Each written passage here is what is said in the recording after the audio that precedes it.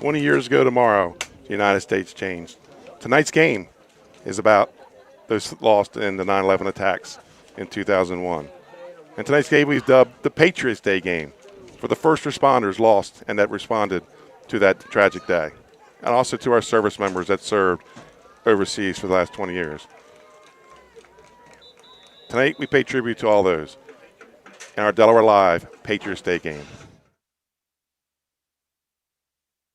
Local sports now. It's the 302 Sports Friday night downstate game of the week. Welcome to Delaware's premier high school football pregame show, brought to you by Sodel Concepts, 12 chef-driven restaurants on the culinary coast in southern Delaware. Now let's go live to your host of the Sodel Concepts pregame show, Benny Mitchell. Local sports.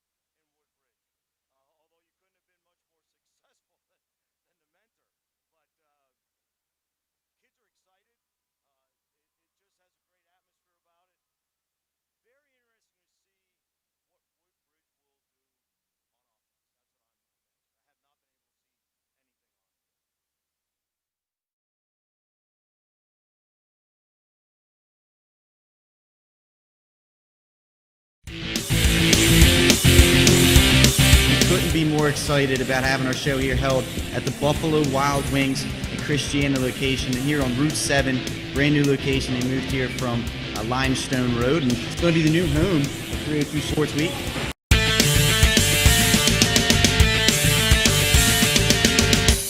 We're going to recap some local, college, and professional stuff. It's time for everybody's favorite part of the day, top 5 plays. Here we go. Stanley, your number 1 play from AI, 76-yard punt return. We got ourselves the quality cam here on the sideline. It's awesome to watch from this angle, to be honest with you. And watch, whoa, going up. He went to 412. He left the first there at 4-4. I mean, those ups right there are. You can't eat this stuff up.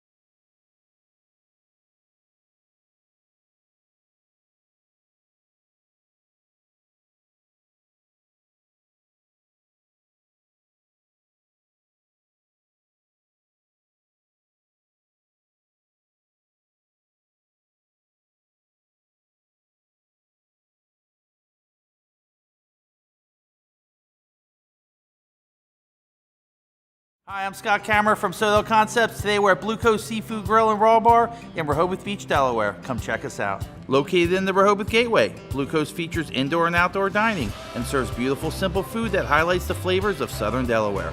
With chef-inspired daily specials, an award-winning wine list, and an extensive list of craft cocktails and local beer, Blue Coast is the perfect spot for a night out. Blue Coast Seafood Grill in Rehoboth Beach, Delaware, open 7 days a week year-round for lunch and dinner. See you soon.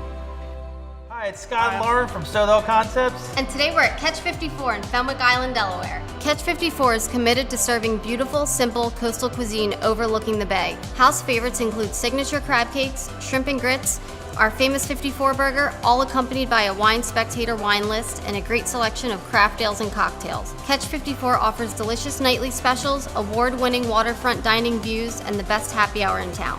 Catch 54 in Fenwick Island, Delaware, open 7 days a week. See you soon. Hi, it's Scott and Lauren from Sodel Concepts. And today we're at Catch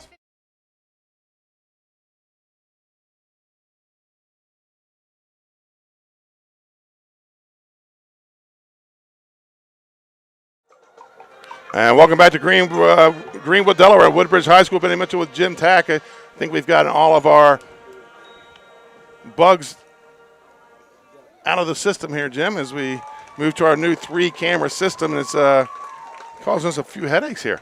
But we're back, and it's time for the Arenas Deli Players to Watch feature. And Arenas Deli, 6 locations throughout the state. Arenas Cafe on Highway 1 and in Lewis, at the Village of 5 Points, at the airport in Georgetown, Long Neck, and Milford, and an original location in downtown Rehoboth Beach. And Jim, here we go, the Cape Players to Watch. I'm going to start with Lucas Rupert, the tackle, defensive tackle, senior, 6'3", 314.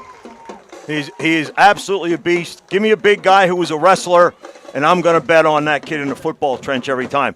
I've watched him for several years now. Great takeoff from the ball, good hands. State finalist heavyweight at that. Yes. Number 1, Hank D'Ambrosi, quarterback, kicker, punter, plays defensive back, sells popcorn in the concession stand at halftime, senior, 6'2", 180. When you can handle that many things as a high school athlete, you're pretty special. I've seen some high school kids not have such a great time trying to handle that many jobs. Right. He handles them, and he thinks quick. He made a throw last week going to his left, brought his shoulders all the way around and threw the thing just on the dime. Jim never played a game of football before his freshman year. Amazing. Number 9, Jordan Baines, running back, defensive back, 5'10", 193.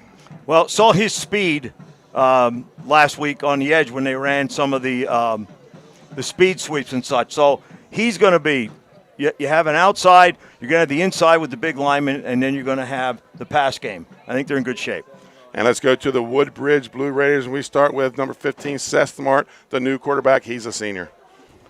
Well, I'm sure the coach has him ready. I'm really anxious to see what type of offense they're going to run. But if he said the big guy's going to tote it inside, then it may be somewhat of a power offense. Right. Wyatt Wright, linebacker, number 33, fullback linebacker, all-state linebacker, throwing up the 4 for Troy Haynes there in the picture.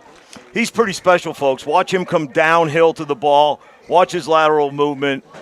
Pretty much watch him, you're going to find the ball. And number 2, Jordan Evans. He was a quarterback last year. Now he's a slot back wide receiver. He's a senior. Coach Marvin Dooley, he just wants to give him more chances to touch the ball. Yeah, not a bad idea to take one of your best athletes and give him the ball out in space. So that could tell us a little bit more about what's going to happen tonight. I'm looking forward to it. Folks, we're going to take a couple more timeouts here. We'll be right back with the Sodel Concept pregame show on Delaware Live with Benny Mitchell and Jim Tack. Hi, I'm Scott Kammerer from Sodel Concepts. Today we're at Lupo Italian Kitchen in downtown Rehoboth Beach. Come check us out.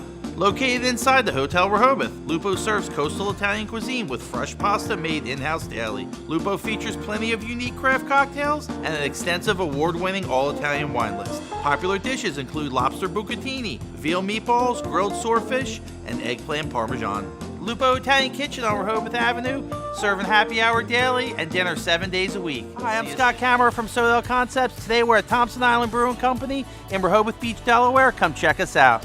Located in the Rehoboth Gateway next to Blue Coast Rehoboth, Thompson Island will follow the Sodel tradition of serving beautiful, simple food that will pair perfectly with our fresh homemade beer. Thompson Island is a perfect place to have dinner with your family, enjoy happy hour with friends at the bar, or spend a day in the beer garden playing bocce ball and ping pong. Thompson Island Brewing Company in Rehoboth Beach, Delaware, open 7 days a week. See you soon. And welcome back to Greenwood, home of the Woodbridge Blue Raiders. And Jim, it's time for the X's and O's. What did Cape have to do tonight? I think they got to ground and pound, run that ball between the tackles. Absolutely. Contain the Blue Raiders' speed. Don't try to stop them. Just contain them and keep your quarterback upright. They didn't do that against Slazian. They got to keep Hank D'Ambrosio on his feet. Yep. And for Woodbridge, get the ball to your athletes in space. Play discipline, limit mistakes and penalties, and I think they need to feed off this home crowd and play with emotion tonight. Yeah, pick up where they left off last year. That is an advantage with this crowd and them used to winning football games. So, folks, we got the teams about to come out onto the field. These teams are in two different classes. Cape Henlopen is in Class AAA. Woodbridge in Class AA. Middletown ranked number 1 in Class AAA. Howard ranked number 1 in Class AA. And Laurel ranked number 1 in Class A. Tonight's turf report, we're playing on Bermuda grass. It is in excellent condition. Jim, I walked the field. I thought I was on my home carpet. Temperatures 69 degrees at kickoff. Winds are 3 miles per hour, although it is talking about the temperatures might be dropping down into the low 60s. We'd like to take a moment to thank our 2021 sponsors, Barkley Eating and Air, Capstone Homes, Ace Hardware Handyman, Jawan Johnson State Farm, Arena's Deli, Active Pest Solutions, Louis Pizza, Lasher's Barbecue, and Sodel Concepts, 12 chef-driven restaurants on the culinary coast in southern Delaware. Tonight, with us tonight, we are full house crew here tonight. Jim, is me and you, Dave Marvel on the stats, and Trey Mitchell and Linda Marvel on the cameras. So we are just about ready for some football. And now we play the who's coming out first game, right? Yeah. No, we're the home team. You go first. And then they look back and no, you're supposed to. Yeah, that happens. And then finally, an official start walking toward them, and then they go out. 2 camera angles here tonight, folks, plus the box. We can't really hit the box right now because the sun is right in our eyes.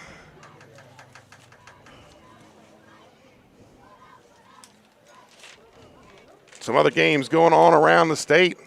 Got number 3 ranked Sussex Central defending state champs, and they're taking on Slazian. We got a 28-20 win over you're okay, Dave. Cape last week. And here come the Cape Henlopen Vikings onto the field. Cape and back to their traditional school colors. Looks good. I like the yellow. Didn't like the yellow numbers last week. Right, they're tough on that powder blue. You're right. But they look good. And here come the Blue Raiders. 5-0 in the regular season in the COVID-shortened season last year, and then lost in the semifinals to Archmere in the Division II championships. All new alignment this year: AAA, AA, and Single A. And here come the Woodbridge Blue Raiders, led by Wyatt Wright, number 33. They got the smoke coming out. Yes, they do. Benny, the smoke is coming.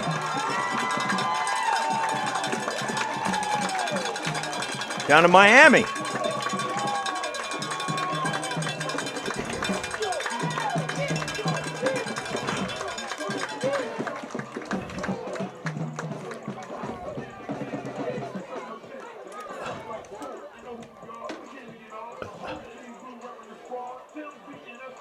The late Mike Schoenwolf, I was talking to him one year, and the year they won the state title, his kids wanted to come out with smoke. And he said, no, finally let them come out to smoke. They were playing Smyrna.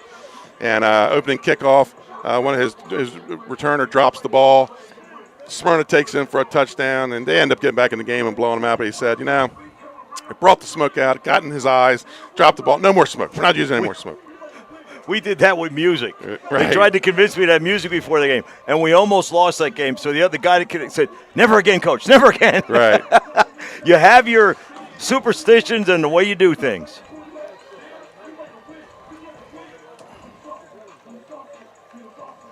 It is hanging. Yeah, it's going to float around for a while. You're watching Delaware Live, brought to you powered by 302 Sports. Benny Mitchell and Jim Tack on the call. That Slazian Sussex Central game I mentioned will be Nick Alessandrini and Bill Harmon on the call. We have one more game, and I think we're getting ready to go to the national anthem. So all right, ladies and gentlemen, after the coin toss, the Cape Henlopen Rehoboth Vikings won the toss and deferred to the second half, so your better Raiders will standing. be receiving to start the game. If I could have your attention, please. Ladies and gentlemen, please stand. Gentlemen, remove your caps for the presentation of colors by the Woodbridge Marine Corps JROTC. Cadets Henderson, Cadet Wall, Cadet Mansfield, and Cadet Higgs. And our national anthem performed by the Woodbridge High School Marching Band.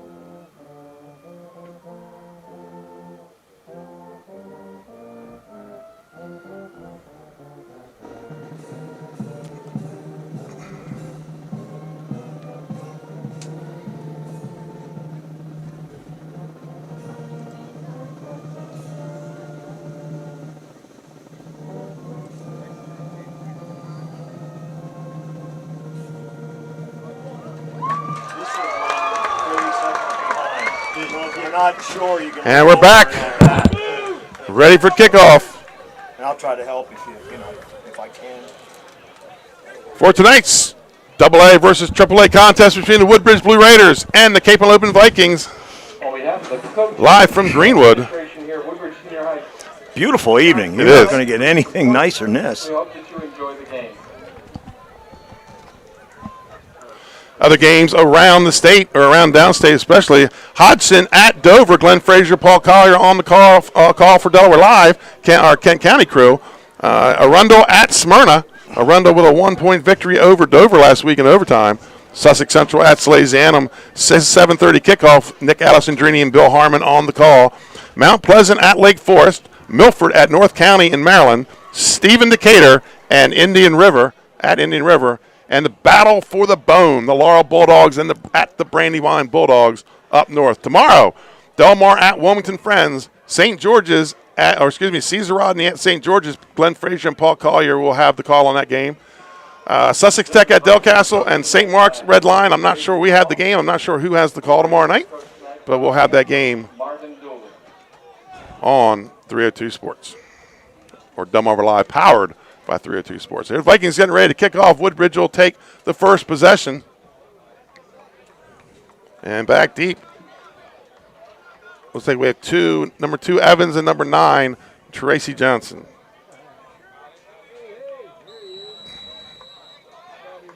And Jim, here we go. Ready for week 2. D'Ambrosio to kick it off. Cape in the yellow helmets, white jerseys, gold pants. Going from left to right. And they're going to say touchback. So Woodbridge will go first in the all royal blue, moving from right to left. Well, excited to see what they're going to open with here. One of the guys that really caught my eye was Nathan Horn when I was watching film for Cape. Inside linebacker, emotional, made a lot of big plays last week. So I'm anxious to get to see him live. I tell you, Woodbridge looks bigger than they did at practice in those all blue uniforms. Now that you get to see the starting 11 that are out there, they're not a small team. Yeah. Here we go. Shotgun formation with Smart.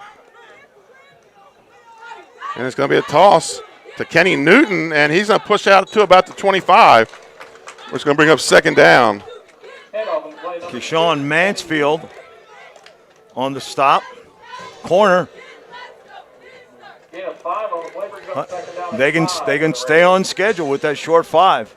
Second and 5 for the Blue Raiders. Ball at their own 25-yard line. Doesn't cause you to go out of your play rotation. A little bit of a, I like to call this a power pistol. It's a pistol formation. Pistol. Yeah, I agree. Yep, pistol. Toss again to Newton on the right side, and he's going to put his head in there. He's going to get a couple yards. He's going to bring up third down. Now, that's something you and I talked about. We thought maybe people could get to the outside on them. Right. One on the play brings up third down and 4 for the Raiders. Obviously, that wasn't the case on that. Gain of 1 on the play brings up third and 4 for the Blue Raiders.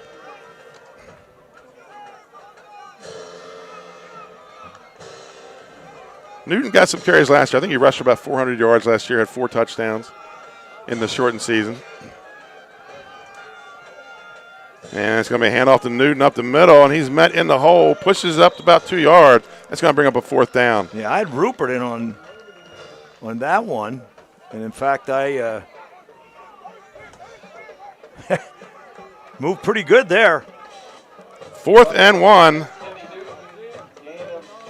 And looks like they're going to go for it here on 4th down.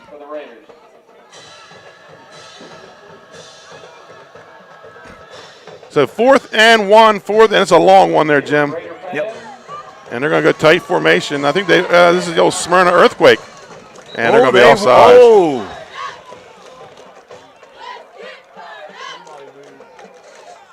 I don't know who you could get. A whole bunch of people you can call that one on. Yeah.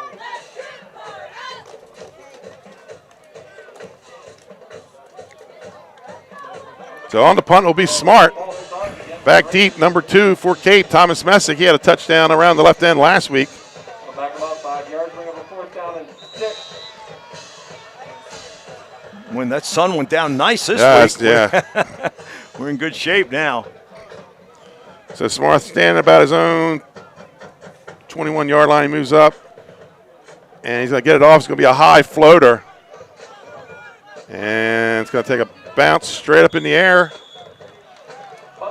And going to be down right about the Cape 47. So they're going to take over 1st and 10 in pretty good field position here, Jim. Yep. They can open up, do whatever they want to from here. They're not backed up in the red zone. So about a 27, 28-yard punt. So here comes quarterback Hank D'Ambrosi, 4th-year starter for the Vikings, behind that big front line.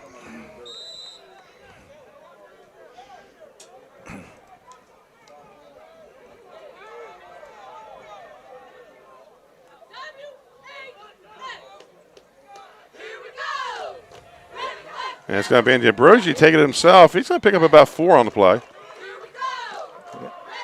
Noel Matthews, number 10. Quarterback keeper there, number 1, Henry D'Ambrosi. On the stop, a senior. In about 4. Brings up second down and 6 from the 49-yard line. So second down for Cape Henlopen.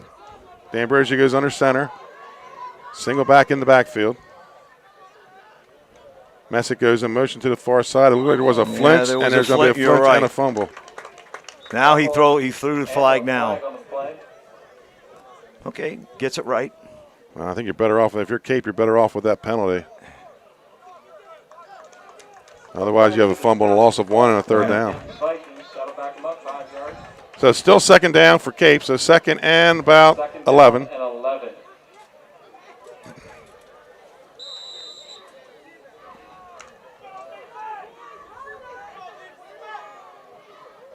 So they got a similar formation as Woodbridge with the pistol, with an up back, slot to the right side, near side, short side of the field. And we're going to have another whistle. Jim, this is the 16th overall season for J.D. Mall.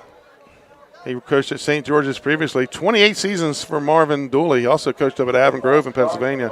They have met 4 times over their careers, all of them up north. Dooley 3-1 in those matchups.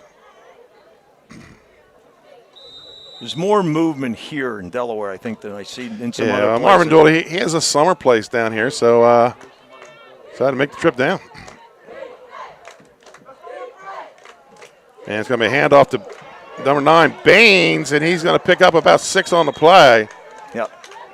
Ran the belly, the Delaware wing. Quick give to the fullback. Head off to number 9, Jordan Baines. Stopped after about a 5-yard gain. That's going to make it 3rd down for the Vikings.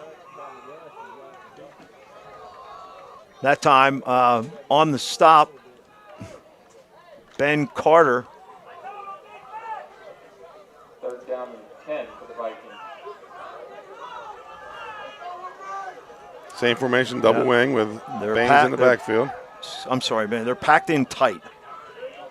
There's the counter. And number 8 made the initial hit, Rashid Stones. Yeah. But he's able to spin off and pick up a few on the play. Hand off up the middle, in on the stop there. Number 5, looks like they're going to. So, okay, 4th and 6, they're going to punt it away. So neither team able to get a first down on their first possession. And I'd say, Jim, that's penalty-ridden. Both teams shot themselves in the foot. 4th down and 5. Shatrick Stone on that last stop. He's a 10th grader.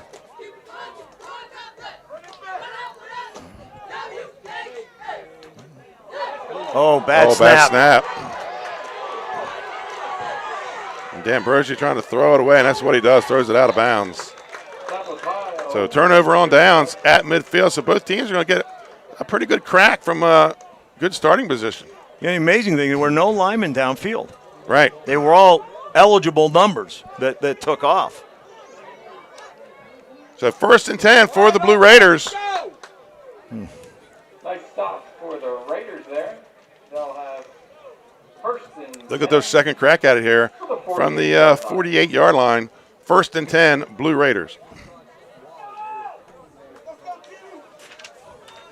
Well, Noah Matthews is a big defense or a big tight end, isn't he? Number 10. He is. We'll get a chance to see him against. Pistol formation with the up back. Snap, hands off to Newton. And Newton, a little jump cut. And he's going to have first down. That's the first down of the game. I'll tell you what, they drove down, kicked out with the guard. And on the stop was Dahl. 78. His second stop. 1st and 10 from But the it was 39-yard line. It was a belly into the short side of the field. Now they're going to go slot to the far side. I think they're misaligned. Yep. Right there. Newton is a hard runner, Jim. Yep. He is hard runner. And good stop that time. Chancellor Johnson, number 23. What happened is they were trying to get them to slide over, and they didn't. And they were fortunate enough to have the play called right at the spot. 2nd and 2 for the Raiders. Marvin Dooley, as you saw on camera, exhorting and happy with this second drive here for the Blue Raiders. Marvin Dooley coming down from inner city Wilmington, and now here he is in Bridgeville, the town of Apple and Scrapple. Pistol formation slot to the right. And he's going to run it. He's got the first down. So another first down for the Blue Raiders. Makes his way around the end for a Raiders first down. Like Tom Messick was there. Now, I saw the belly they're running. They're driving the end and the tackle down, kicking the guard, but then leading through with the fullback also. Right. So there's a lot of people to point of attack, and they've been successful in that running that play. And that's a big fullback. Yep. And Wyatt, right. 1st and 10, ball at the 25-yard line or 24-yard line of Cape Henlopen. And it's going to be wide right up the middle. And just nowhere to go. It's going to bring up second down. Like Nathan Horn, linebacker. I love the way he plays. Gain of 1 on the play. Physical. Second and 1. Downhill guy. Jim, this is a good long drive for Woodbridge because one of the concerns I had coming, I picked Cape to win this game on last night. One of the concerns I had for Woodbridge would be getting worn down by that big line throughout the game. So you're keeping them off the field by running a long offense. Second and 9 for Woodbridge. Toss to Newton.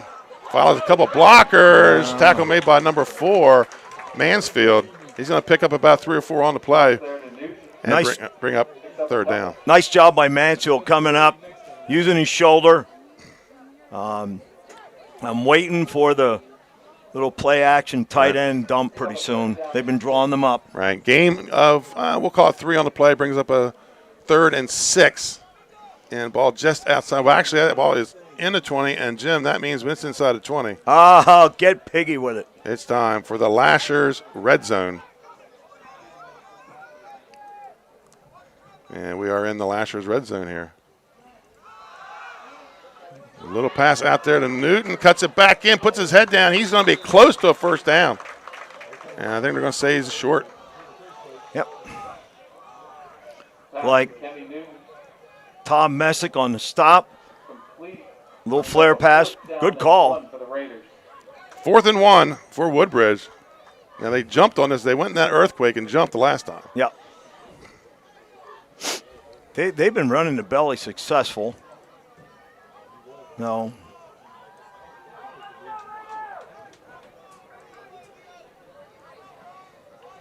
This time they're going to go under center with Newton alone in the backfield and 2 wings. Oh, my goodness.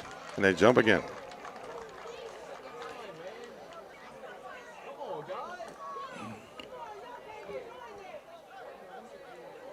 Don't face the press box when you jump off sides.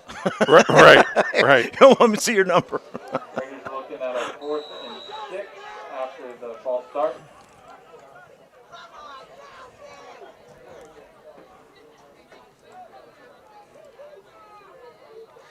So 4th and 6 for the Blue Raiders with the penalty. Both teams twice penalized on their offense. But Woodbridge has done it twice on 4th and 1. I think they're on balance, Benny. No, they're not. I'm sorry. So timeout, Cape and Henlopen, folks. We're going to take one with them. No score with 2:43 to play here in the first quarter. We'll be right back.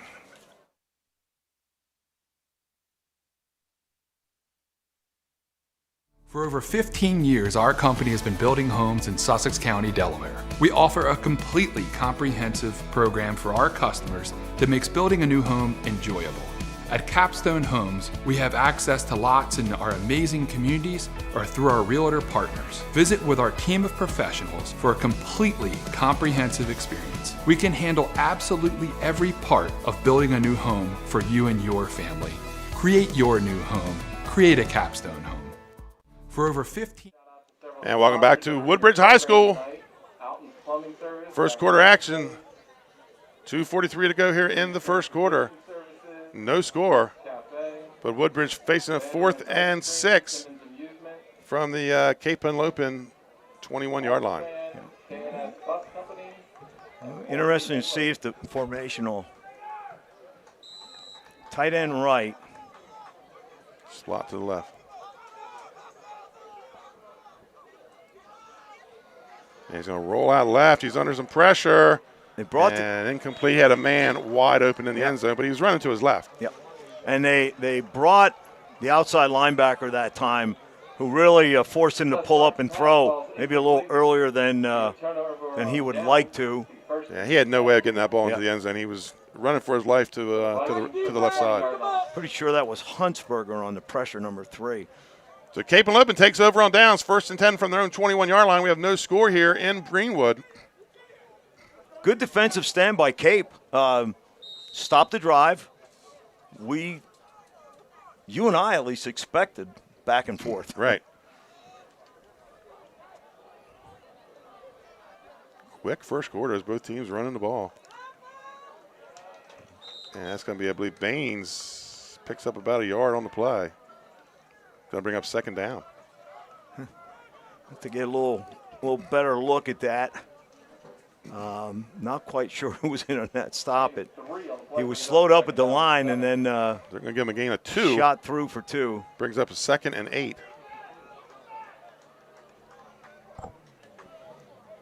Up the middle, you have to believe that Wyatt Wright was somewhere around the ball. Mm-hmm. He does have a nose for the football. And here they come on a blitz. And that was him blitzing. In the background. That was him blitzing. Wyatt Wright with the tackle. Yeah, good. And they had him, they had that scouted out pretty good. Coming up with 3rd and 10. Loss of 2 on the play. 3rd and 10 for the Vikings. And we really not got to see the Viking pass game much in here. They didn't throw a whole lot against Salesianum last week either. No. 2 receivers wide to the near side of the field. Tight end left. Nice. Screen. Oh. Oh, and he picked it. He picked it. That's number 58, Prince Thompson. Number 7, Marky James with the hit. Yeah, big hit. I mean, you couldn't time that any better. No, not at all. Well, that puts us right back into the Lashers. Red zone. Big hit. Ball goes in the air. Recorded as an INT. The Raiders up nicely. 1st and goal. From about the 3-yard line. So 1st and goal from the 3. Woodbridge looking to strike first here with 1:10 to go in the first quarter.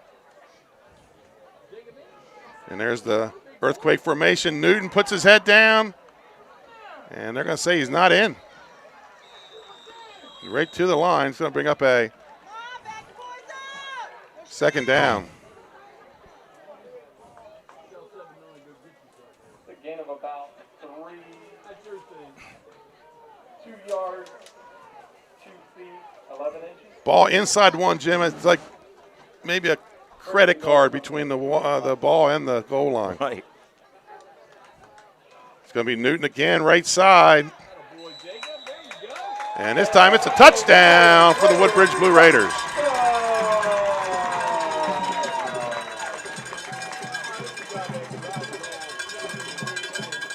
One-yard run by Kenny Newton with 33 seconds to go. I believe it was number 6, Kenny Newton, on the touchdown there.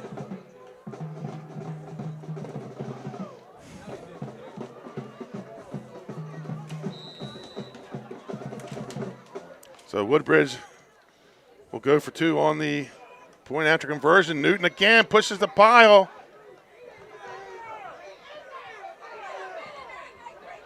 And he's good. That was a scrum. Yes. The officials did a nice job in leaving it play out. Right. So, Jim, with 33 seconds to go, we're going to take a quick commercial timeout. Your score, the Woodbridge Blue Raiders, Vikings 0. Barkley Heating and Air. Barclays can work on all brands specializing in air conditioners, gas, oil, and heat pumps. Family owned and operated with over 17 years of experience. Licensed, insured, and a multiple-year First State Favorites winner. Barkley Heating and Air offers 24-hour emergency service with service plans available. Customer satisfaction guaranteed. Call 302-653-5971 for a free estimate today. John and Ginger Barkley are looking forward to serving the community. Find them on the web at barkleyheatingandair.com. Barkley Heating and Air. Barclays can work on all brands specializing in air conditioners, gas, oil, and heat pumps. Family owned and operated with over 17 years of experience.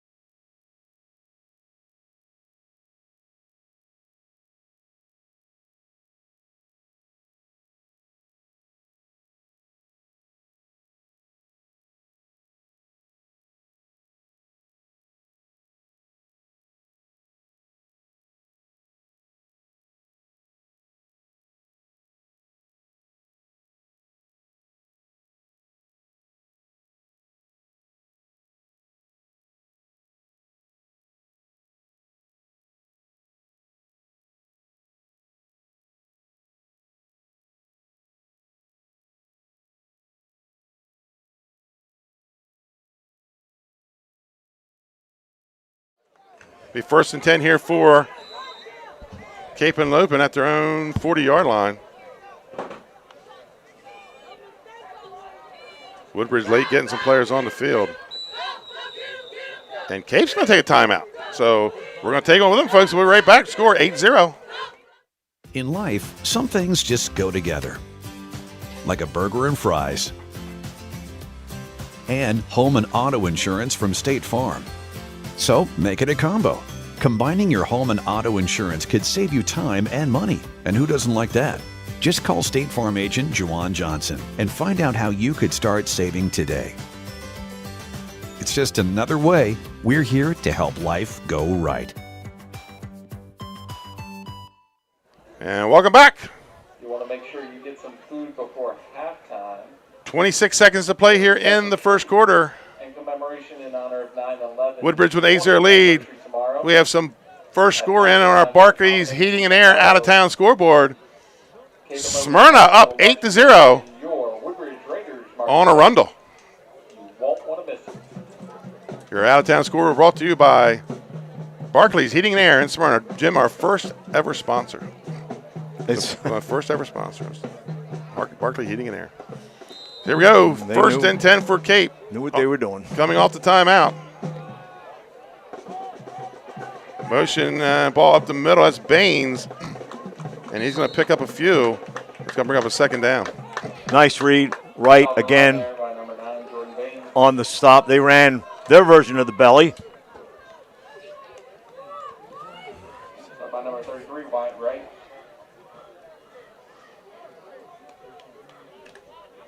Second and 8. So we're going to give him a gain of 3. Give him a second and 7 here. And that's going to be the end of the first quarter.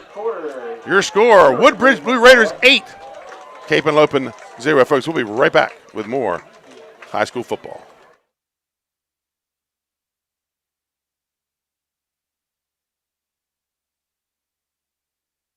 At Ferris Home Improvements, your family's comfort and safety is always our top priority. If you call us for your roofing, windows and doors, siding, decks, kitchen, and bathroom needs, you can expect health-screened craftsmen who wear gloves and face masks and follow minimum 6-foot distancing, virtual conferences to discuss project details, job quotes delivered electronically or brought to your door for your review and approval, and our showrooms in Newark and Rehoboth Beach remain open for limited appointments. We're here together. Operating with precautions. To protect our staff. And our customers. At Ferris Home Improvements, your family's comfort and safety is always our top priority. If you call us for your roofing, windows and doors, siding, decks, kitchen, and bathroom needs, you can expect health-screened craftsmen who wear gloves and face masks and follow minimum 6-foot distancing, virtual conferences to discuss project details, job quotes delivered electronically or brought to your door for your review and approval, and our showrooms in Newark and Rehoboth Beach remain open for limited appointments. We're here together. Operating with precautions. And welcome back. Start of the second quarter, 8-0. Blue Raiders.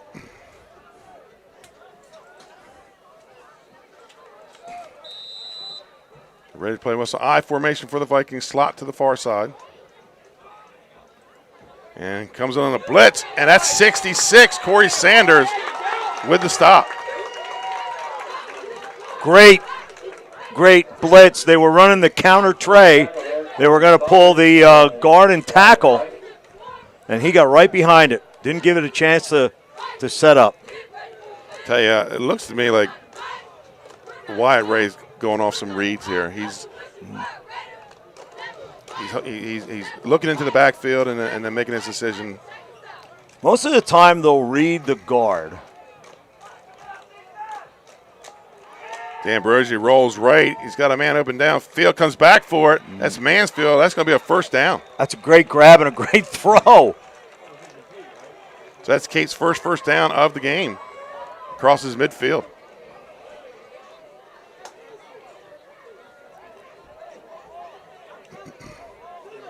First and 10 for Cape Henlopen. Ball at the 49-yard line, the Woodbridge 49-yard line. And they may need to do that just to loosen. Woodbridge is bringing a backer every play, or they're really just going downhill and reading on the run because they're coming pretty hard. We have twins this way, twins the other way, 4 wide, Benny. And up the middle, that's Baines, close to the first down. Yep. They're going to say short. Brings up 2nd and 1. Look like a fullback trap in there.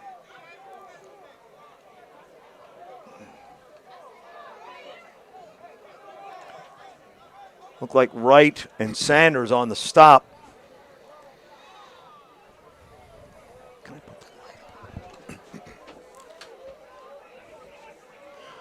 2nd and 1 for Cape and Henlopen.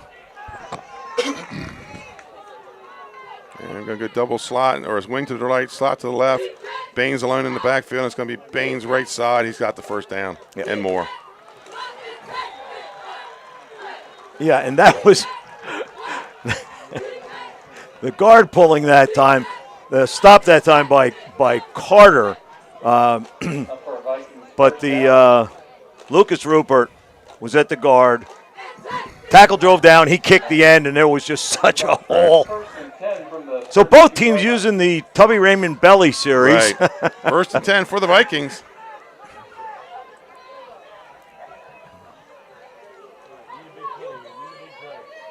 And Messick looks like a little bit of a counter play there. He's going to pick up about maybe 2 on the play. Bring up 2nd down.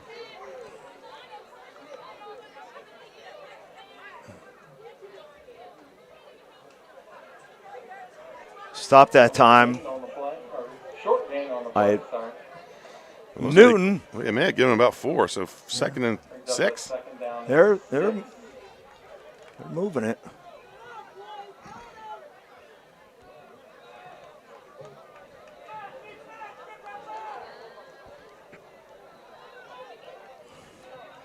Motion comes to the near side. And Counter it's going to Trey. be Counter Trey Benny, and same thing happened this time. Guess who? Well, I think they hand off to the belly guy that time. That was number 12 on the carry, but same thing. Daniel Okay, Size on the carry. but they had a guard tackle pulling. And they blew it. That's just now. They have some kind of a key because that's the second time that Sanders was in the backfield when they pulled people. Loss of 3 on the play. It's going to bring up a 3rd and 9. I think what he's doing is they're driving down in front of him. He's just taking off. The minute they try to go underneath him to block down, he's not waiting for that guard trap. He's coming in and meeting it. Trips to the right, wide receiver to the left. D'Ambrosio in the shotgun. And we're going to get an offsides. And he had him beat. Mm-hmm.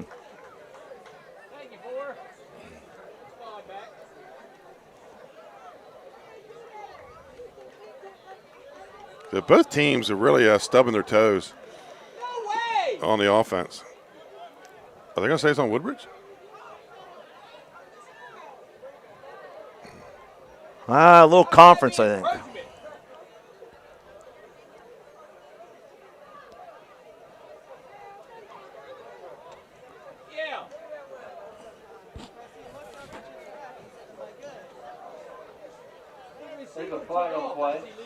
It looked like number 7, me looking on a delayed run, jumped over the neutral zone. Gotcha. 7 would be Carter. That's going to be on Cape. Got on Cape, so he drew him off. False start against the Vikings. So nice read on Carter's part, an 11th grader. So that's going to be a mark off 5. That's going to make it a 3rd and 14 for Cape and Henlopen at the Woodbridge 35-yard line. You notice the blue 4s on the 40s, Jim. That's for Troy Haynes. Troy Haynes, yes.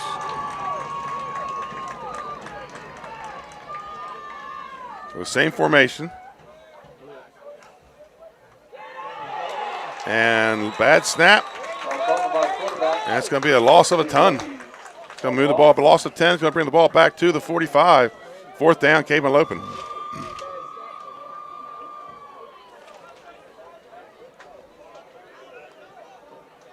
Well, they had one bad snap on the punt and one on a play. Let's hope that doesn't become, an issue. That's a tough spot, being center and trying to snap the ball between your legs, step at the same time. And Ellis Cannon playing there on the inside. He's cat-like quick. He's a wrestler. Yeah. He's athletic, and you got to snap the ball and then get to him. D'Ambrosi looks like to be about 12 yards. No, I think he's Well, the ball's 10, isn't he? No, you're right, 12. Yeah, you're right, 12. He's going to get it off end over end. He's going to pick it up at the 1, slips, avoids the defender, and he's going to get it out to about the 15. He did make, yep. But I think him and Coach Julie are probably going to have a talk about that. Yeah, usually your feet are on the 10 and you leave it alone, but he brought it out. Good stop that time by Jacob Shell, number 82, down there in the special team stop. Some updated scores. Dover 3, Hodgson 0, Smyrna 16, Arundel 0, Lake Forest 8, Mount Pleasant 0. Those are your Barclay Heating and Air out-of-town scoreboard. Sussex Central and Sally's not kicking off till 7:30. Make sure you stop by, visit the concession stand, get some food, support our athletics programs here at Woodbridge High School. And that's going to be Evans on the carry. Eludes one tackle. I don't think he got a whole lot there, Jim. No, he was going east-west. And up there on the play number 2, Jordan Evans. And we're going to have an injury timeout here as a Cape player is down. I think Shell was in on that stop. I feel like we're at a motorcycle rally here. Yeah. That's not a good road to be revving them up either. Oh, somebody's making some noise. It's got a couple dark turns.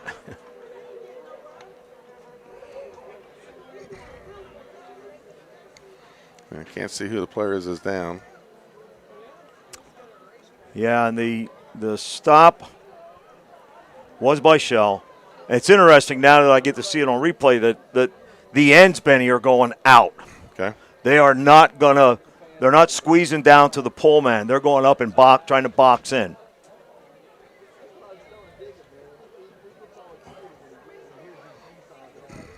They want to take away the speed sweep and force them to run inside.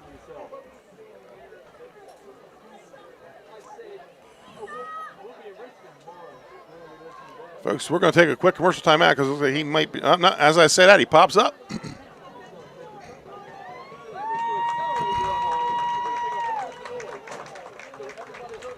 And that's Mansfield, number 4, that was down.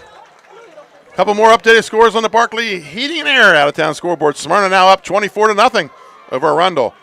In the battle for the bone, Brandywine, Laurel, end of first quarter, 0-0. Lake Forest up 14-0 on Mount Pleasant. And Caravel leads Glasgow 14-0. Here's your Barclay Heating and Air out-of-town scoreboard scores from around the state of Delaware. Woodbridge, 2nd and 10. With a wide out.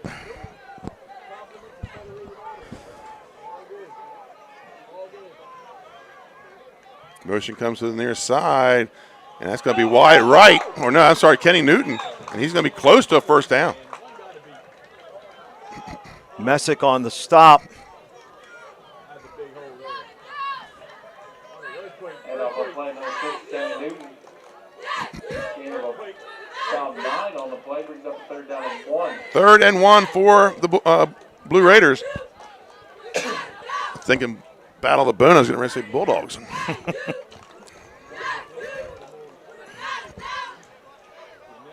Approaching 6 minutes to go here in the second quarter, and Woodbridge has done a good time of eating up clock, Jim. Yes, they have.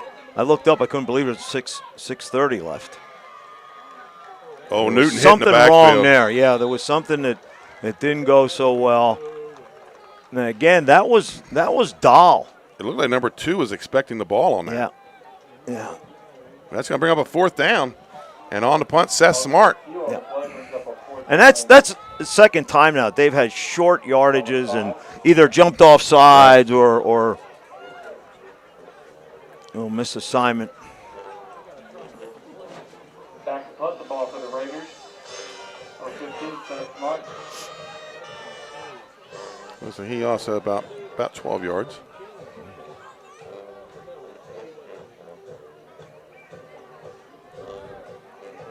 And Cape almost got almost. To it. And it'll be down right about midfield. 5:06 to go here in the first half.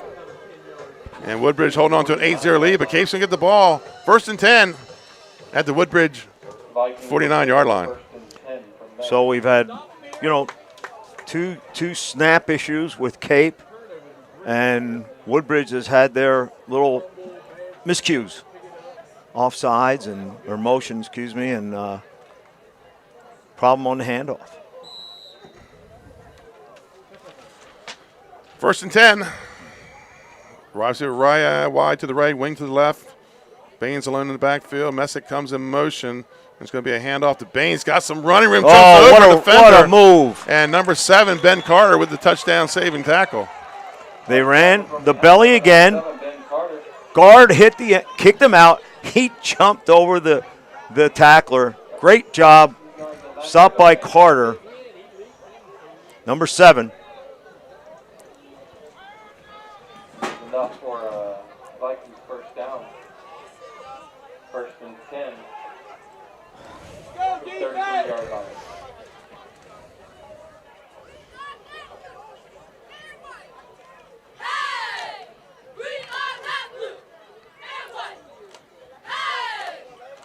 First and 10 for Cape Henlopen. Ball outside the 30. And a little bit of confusion where to line up for the Vikings. Slot to the right. Wing left.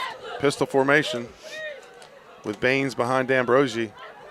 Motion goes to the far side. And that's Baines with some running room off the right side. And he's got another first down for Cape Henlopen. 58 on the stop. Prince Thompson. Takes his way up to about the 20-yard line. Brings up 1st and 10.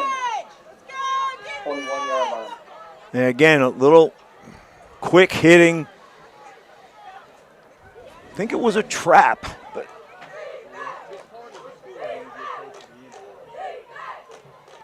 First and 10 for Cape. Ball at the 21-yard line of Woodbridge.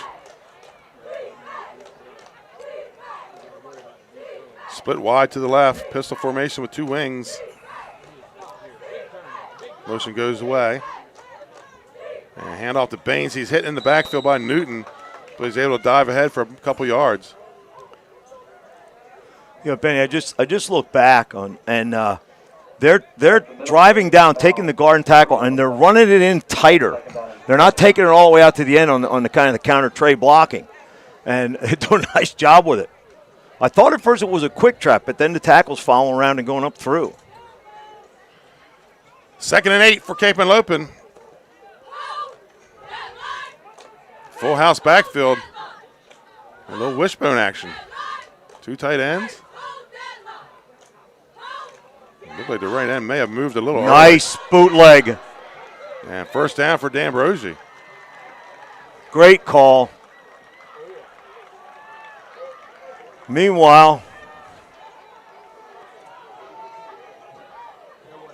big old 72 is downfield eating pancakes. Right. And he got up and he tapped the kid in the back a nice way. But man, that was pretty good shot. And we're back in the Loshers Barbecue red zone. Oh. And we're going to have a whistle and a timeout, Woodbridge. And we're going to take one with them, folks. 2:52 to play here in the first quarter, or first half. The score, Woodbridge 8, Cape Henlopen 0. We'll be right back. Hi, I'm Scott Kammerer from Sodel Concepts. Today we're at Thompson Island Brewing Company in Rehoboth Beach, Delaware. Come check us out. Located in the Rehoboth Gateway next to Blue Coast Rehoboth, Thompson Island will follow the Sodel tradition of serving beautiful, simple food that will pair perfectly with our fresh homemade beer. Thompson Island is a perfect place to have dinner with your family, enjoy happy hour with friends at the bar, or spend a day in the beer garden playing bocce ball and ping pong. Thompson Island Brewing Company in Rehoboth Beach, Delaware, open 7 days a week. See you soon. And welcome back to Greenwood. Marvin Dooley with the timeout. Facing a 1st and 10, maybe a 1st and goal. Looks like it's just inside the 10-yard line. September 11th. You want to make sure you catch that performance. You won't want to miss it. 2:42 to play here in the first half.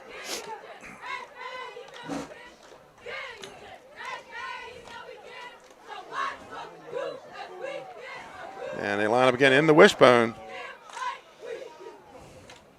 with a receiver to the right.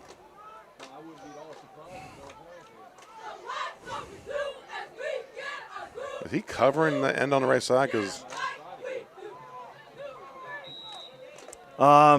that's showing a run to the right side there to me. Yep, you're right.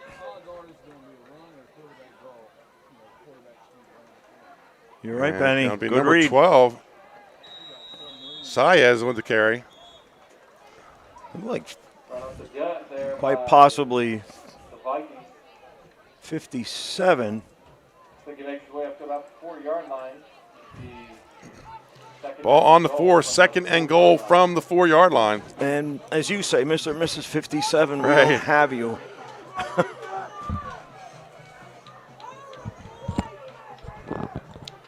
Wishbone offense.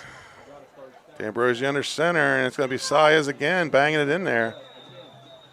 And they're going to say he's down inside short. the 1. Looks like the Vikings are stopped at the 1-yard line. On that stop Third down and goal from the was 1. 52. Kalai Tillman. Minute 44 to play here in the first half. Ball on the 1. Cape and Logan stays in that wishbone. And they're going to be offsides. They may have moved early. No flags. And they're saying touchdown.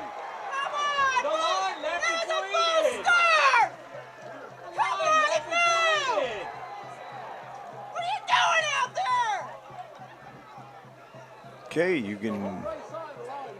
So that's going to be a touchdown for D'Ambrosio. Is the Vikings touchdown. And Cape will go for 2. They have to answer the 2 from Woodbridge. The boot was wide open when he ran it before. Out of this set. 2 tight ends, wishbone. Motion goes to the right side. And it's going to be Baines' second effort. What a run. Fumbled it. Woodbridge, no, you can't return it. No. Not in high school. Yep. So it's going to be a fumble, which doesn't go as a turnover because it's on the point after attempt. So it's going to be 8-6 with 1:29 to go. Newton, in essence, recovers the fumble. And that's big because then they don't score. That's right. Whole crazy series right there. It looked like the right side went off.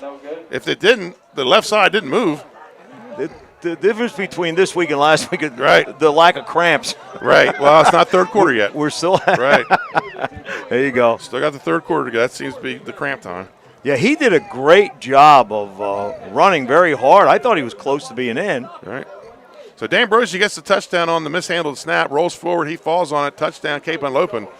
And then Baines putting in the second effort, fumbles the ball into the end zone. Woodbridge recovers. It's 8-6 with 1:29 to play here in the first half.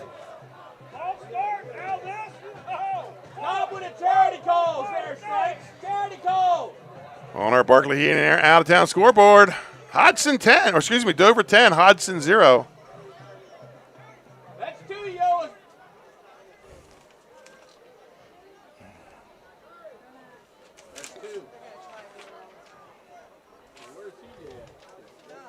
So D'Ambrosio on the kick.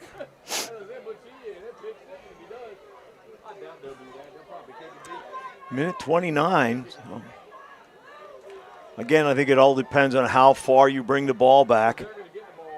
Determine what you're going to do with 1:30 to go.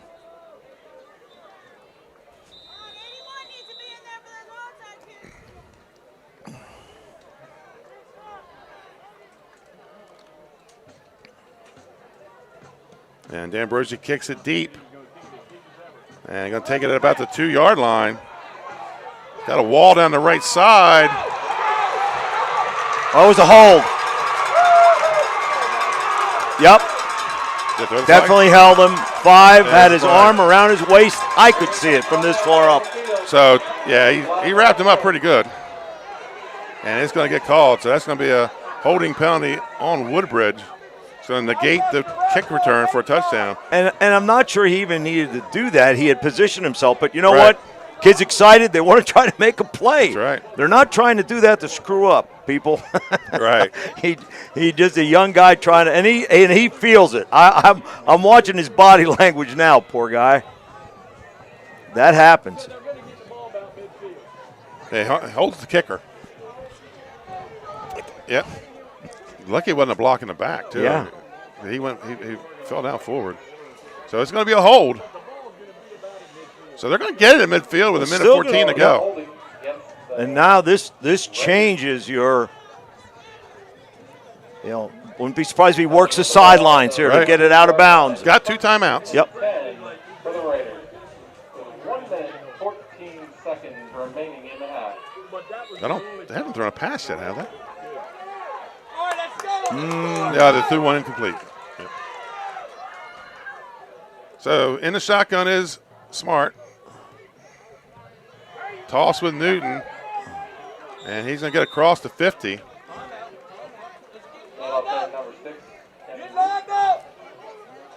Stop that time by number 20, Charles Fritchman.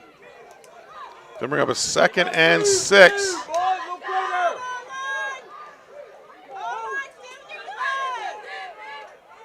Newton again on the toss. And looked like he slipped and fell down. And Marvin Doyle's going to take a timeout here.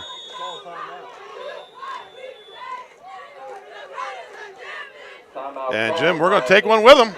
Your score, Woodbridge 8, Henlopen 6. We'll be right back.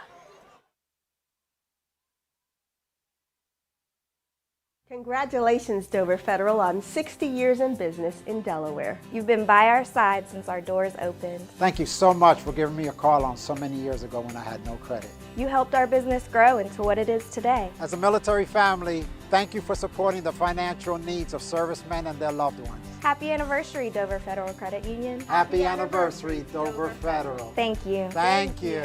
Local people, local decisions, Dover Federal Credit Union. Congratulations. And welcome back to Woodbridge High School. Folks, updated score up north. Salesianum 7, Sussex Central 0, first quarter.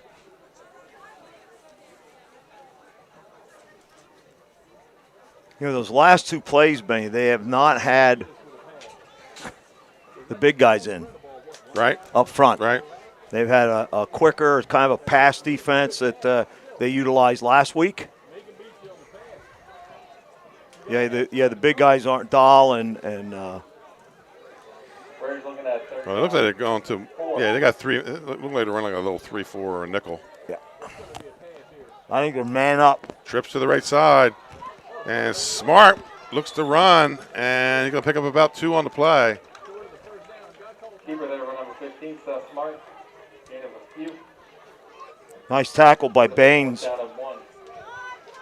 Now, Dooley not using his timeout here. 4th and 1. Maybe to get the first down and then call his timeout. But he better get the play off quick. And now he's going to take the timeout with 7 seconds left, and we're going to stay right here with it. So, Jen, the battle in the AAA between number 3, the defending state champ, Sussex Central, and number 4, Salesianum, 7-0. Salesianum looking to get the upset at home. Wow. Be a great game to see. So, one last play here in the half, and we'll have our Ace Handyman halftime stats. Brought to you by Nick Peeler, Ace Handyman in Dover. Also services Sussex County and southern Newcastle County. Featuring the Woodbridge High School Marching Band, being joined by the Henlopen High School Marching Band for a special halftime performance in memory of the 20th anniversary. Talked to both coaches this week, and I want to thank them for giving me access to their practices. And both felt good going into this game. They both felt like they had a chance in this, and they should. It's a good game. They have a good football team. Now, here's just the difference. This is a speedier lineup that Kate puts out there. Right. And they're going to go trips to the far side. pistol formation with Newton in the backfield.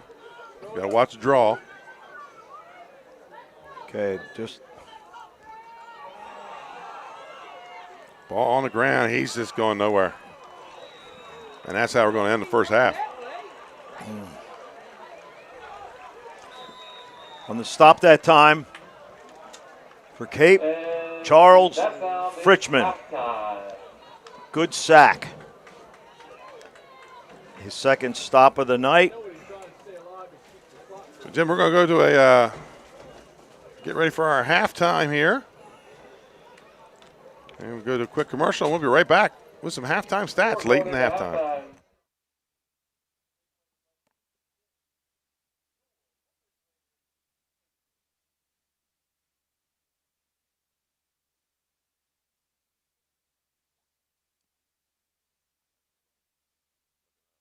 We all know that choosing the right company for home preservation can be challenging.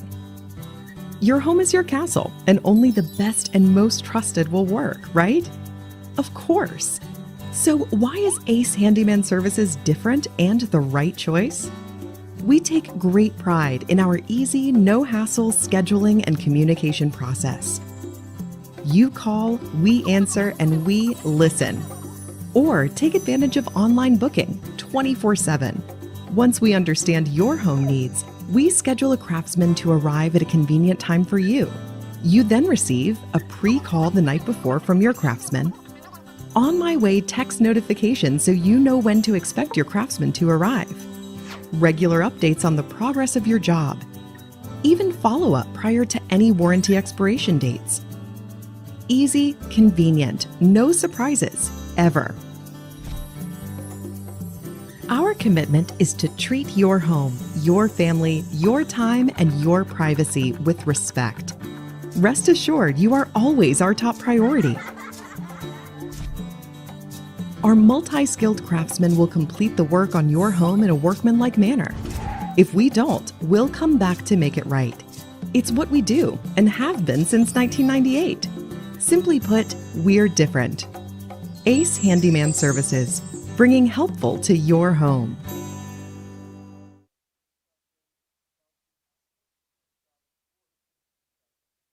High Five Hospitality was founded in 2004 when three guys teamed up to introduce the Buffalo Wild Wings franchise concept to Delaware. They now operate 8 Buffalo Wild Wings, 6 locations throughout Delaware, and 2 locations in Maryland. B-Dubs has weekly and game day specials on their delicious food and beverages. Stop in one of their convenient locations today. The Stone Balloon Ale House features a unique blend of crafted food and an array of spirits, all flavored with a dash of nostalgia. Our culinary mantra is comfort food playfully reimagined, and we prepare seasonal favorites that strive to please the palate and resurface a memory.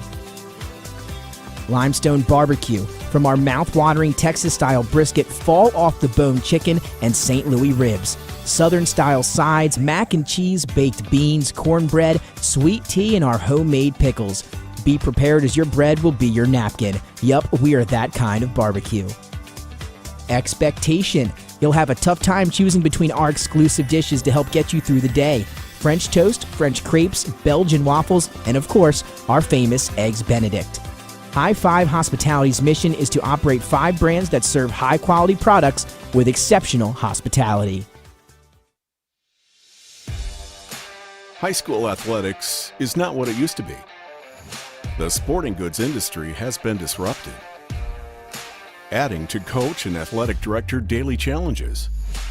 BSN Sports stands ready to change the fundamentals of our industry, giving our customers the advantages they need right now.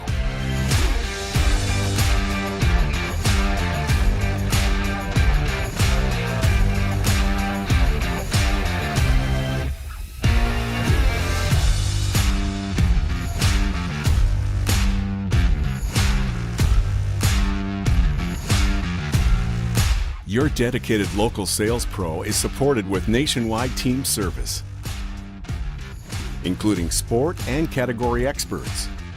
Get the look of D1 colleges and pro teams with our program that streamlines ordering your staff apparel, player gear, and fanwear. Stretch your budget with our fundraising solution. Free and ready in minutes. Our campus branding products are perfect for boosting school and team pride. BSN Sports has the advantages you need right now.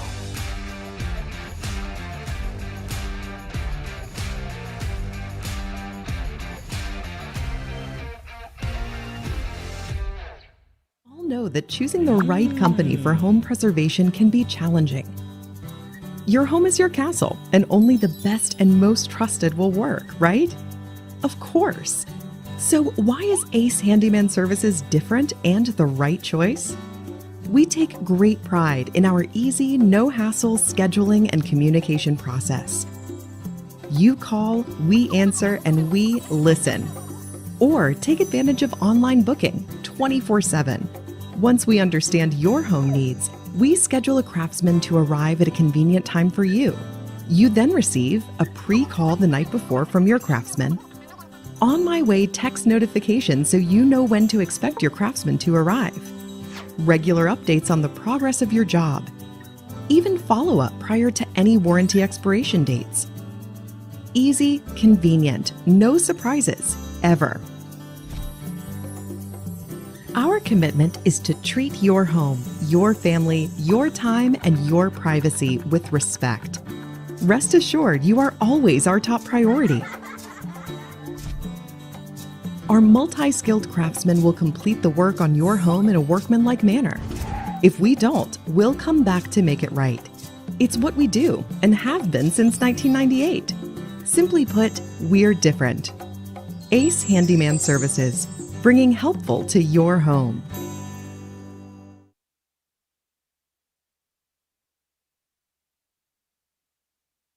We all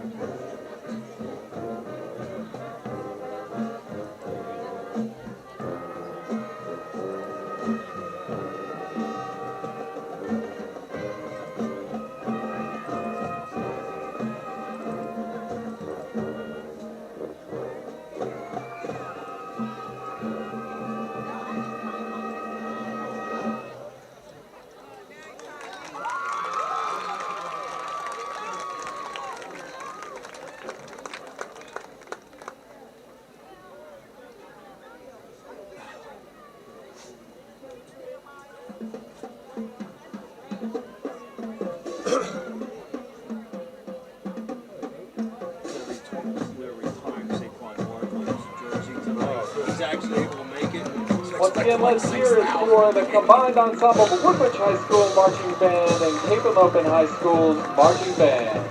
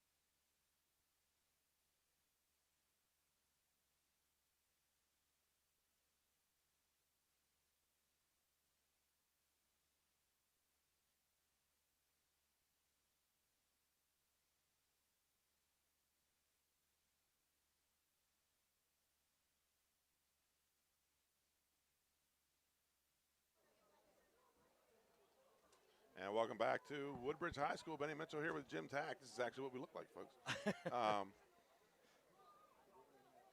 Halftime stats brought to you by Ace Handyman. And here's our halftime stats, Jim. Got Henlopen leads, scored Woodbridge leads 8-6. Henlopen with 84 yards total passing yards, total yards. 13 in the air, 71 on the ground, 5 first downs, and the 1 turnover that led to the Woodbridge touchdown. Woodbridge with 57 yards, passing 6, rushing 51, 2 first downs, no turnovers. Kenny Newton, 12 carries for 50 yards for Woodbridge, and Jordan Baines, 11 carries for 56 yards. Newton had the 1-yard run for Woodbridge. Mansfield does have a catch for 13. D'Ambrosi, 1 of 2 for 13 yards. And Seth Smart, 1 of 2 for 6 yards. So been pretty much a ground game so far between these two teams. What do you think halftime? What is each coach? What adjustments do they need to make? Well, I think that the most fundamental adjustment that stopped and both sides has been center snaps. Right. They've had both teams have had them, and they've stopped drives. They're both working the belly very well. Woodbridge has defended the counter trap series and counter trace series that they're doing. Somebody may have to bust out and try to throw the ball. I think with D'Ambrosi and him, if he can get out on the edge. I think he needs to go vertical. Yeah. Yeah. They've been dinking and dunking right now, but I think somebody needs to take a chance with their vertical. Yeah, and that's a good idea. Now they've been when Cape brings in this passing group, they're not afraid to jump in man. They have enough speed there, and they're bringing people off the edge. That's why I was wondering that last play. That's why I said maybe watch out for with whether if they go man, Woodbridge might go with a draw with Kenny Newton. Yeah. And the quarterback fumbled on that last play. So, they're moving the ball. Somebody's going to have to spring a screen pass. I thought one of the most open plays was D'Ambrosi on the boot. And I would come back to that again because they're following the flow of the wishbone and taking the full force off tackle. I don't know. It's a well-played game. There's been some great defense on both sides. We've called a lot of kids' names here tonight. Yeah, you're right. Some out-of-town, Parkley Heating Air out-of-town scores. Salazie Anthem taking it to the defending champs 15-0 in the first half. Boy, they fighting for that bone up there on Falk Road. 0-0, Brandywine and Laurel. Smyrna up first half, 32-0 over Arundel, and Caravel Academy up 28-0 over Glasgow. That's a little bit of a backyard rivalry. Glasgow and Caravel not that far from one another. Both teams are starting to come back onto the field here.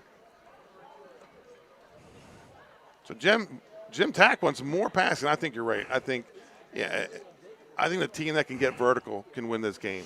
Yeah, even if you have a drag tight end because of the pressure on the edges. I've noticed that Cape is trying to really box in Woodbridge. They don't want them getting outside. So an inside screen or draw could be an answer. I mean, they know what they're doing. I'm just sitting up here guessing with you. Coming up at the end of the game, we'll have the Active Pest Solutions Pest of the Game, brought to you by Active Pest Solutions, and also in our postgame, Sodel Concepts postgame show, the Louis Pizza Player of the Game. Louis Pizza, 11 Rehoboth Avenue, just steps from the beach and boardwalk. Happy to have those two local sponsors back. Coming up at the end of the third quarter, it's going to be the Juwan Johnson trivia question. It's going to be Henlopen Conference in Nature. Why Henlopen Conference in Nature? Jim, we've ended there is no more Henlopen Conference in football. It's now all classifications and realignments. So we're going to have a. I was talking to some friends from back home in the Lehigh Valley this week, and it was the same complaint. Northwestern, Northern Lehigh always played the second last week of the year. Right. They realigned everything last year, just like Delaware did. So now it took place in the second. I said, well, then you got to have a rivalry in the second week. Right. I mean, there's nothing. It's got to be what it's got to be, right? Yeah, it does. And folks, I think the move is good for the teams. Right. I do. Folks, on Wednesday nights, join us live on our YouTube channel here, Delaware Live Sports, brought to you by 302 Sports. From Buffalo Wild Wings around the state, we'll have last week we had Red Lion and the St. Mark's coaches and players on the show, and they're playing tomorrow night. We'll have that game covered. We'll be live again from Christiana, and we can move all around the state, Christiana, Dover. I know coming up for the Dover CR game, we'll be at the Dover Buffalo Wild Wings, and hopefully have both those teams. Dover has said they will be on the show. And then I know late in the season for the big Sussex Central Cape Henlopen game, the Capstone Homes rivalry game, we'll be live from Rehoboth Beach with the Cape Henlopen Vikings and the Sussex Central Golden Knights. So both teams getting back on the field, and we should be getting back to action here. Your halftime score, Woodbridge 8, Cape Henlopen 0.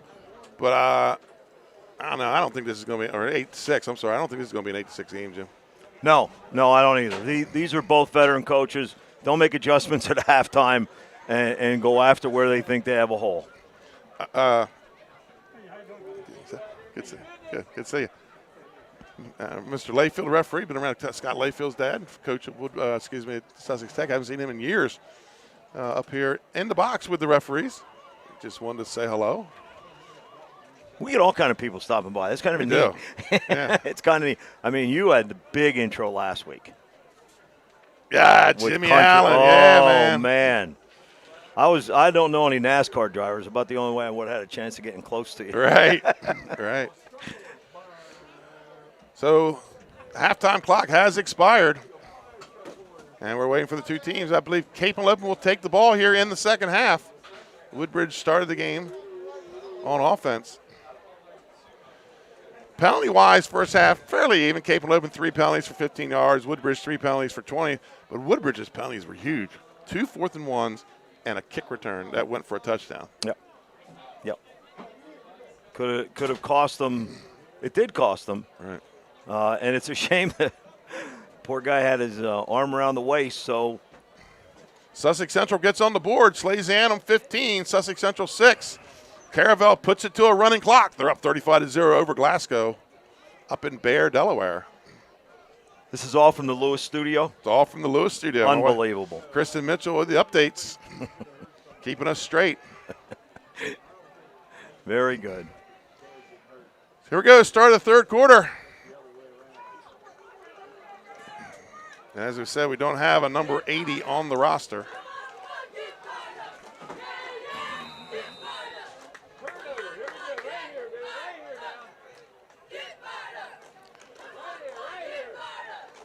Looks like Cape having somebody different back there. Looks like a 20-something. And they're going to kick it on the ground. I think he was on the knee. And he was on the knee. Ah, good call. Number 20, Charles Fritchman, but he had to go down to his knee to field the ball. So it's going to be 1st and 10 for Cape Henlopen. Looks like it's going to be right around their own 30. Did we have that in a game last with a punter knelt to get the snap? We had one last year. I don't know about last week. Year. I saw one last week. It may have been a college game. And then you hear the whoa out of the crowd. Well, that was he had to be an outfielder there and get down and get that ball, or it was going to go rolling. Yep. 1st and 10 for Cape Henlopen at their own 30. And they're coming right back. Now they're going, I call that the T-Buck full house backfield. There it is.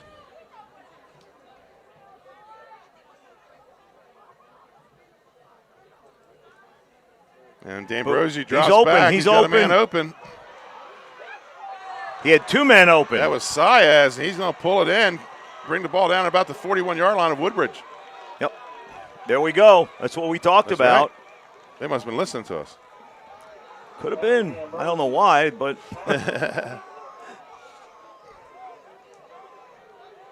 9 on the stop for Woodbridge.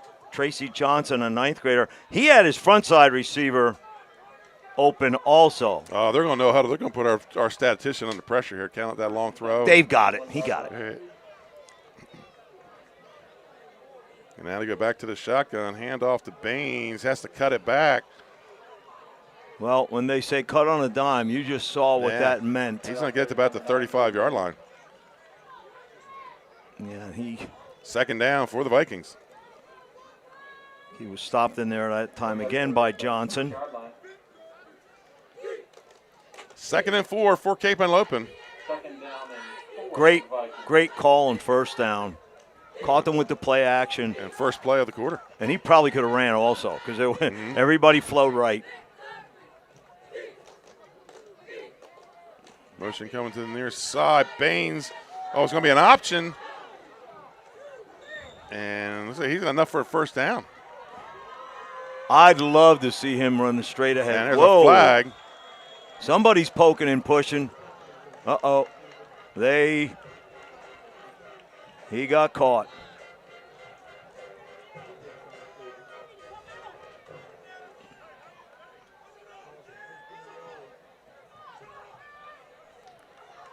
A little discussion over it. There's 2 flags. Benny, we do not have a 71 on the roster. Big lineman. For Cape? Yeah, and I apologize again to Mr. and Mrs. 71, as you say, because he's been doing a nice job driving down inside on some of these bellies. I've been watching the kid. So it's going to be 15 yards against Woodbridge.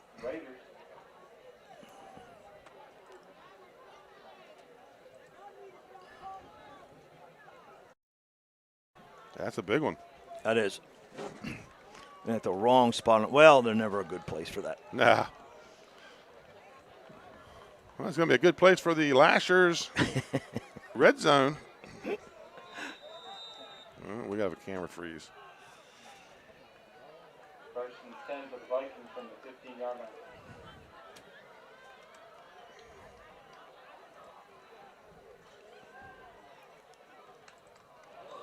Oh, and another.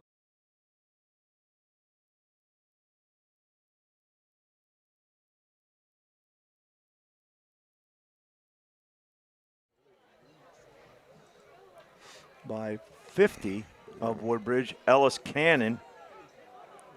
Face mask called. Face mask. The Raiders. Wow, two Back-to-back big ones. Now, I don't know if it's a 5 or a 15 or a half a distance. Probably half a distance. It's going to bring up a second down with about 4 or 5. Yeah.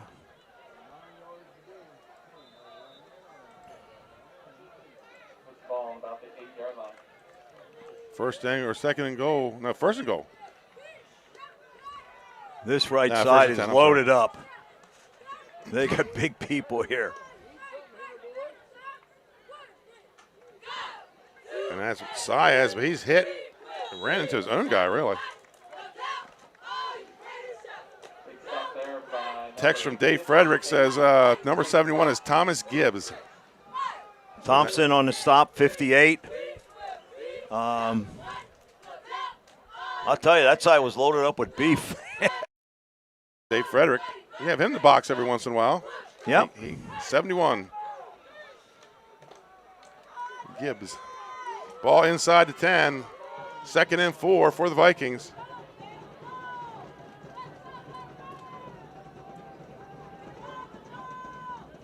And there's going to be a flag on the play. That's either a hold or it looked like they left a little early.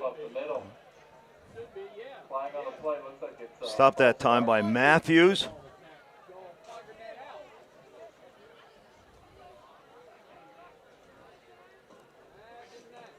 There you go. That's the one time you really don't want a procedure is when you get down there with that half the distance and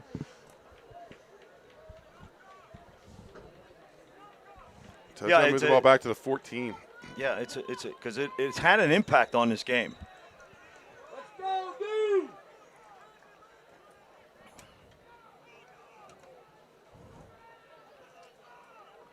Second down and 10.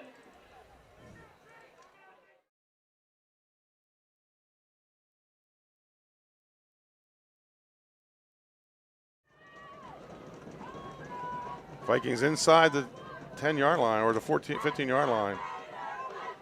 And play fake, play action. He's in trouble, under pressure.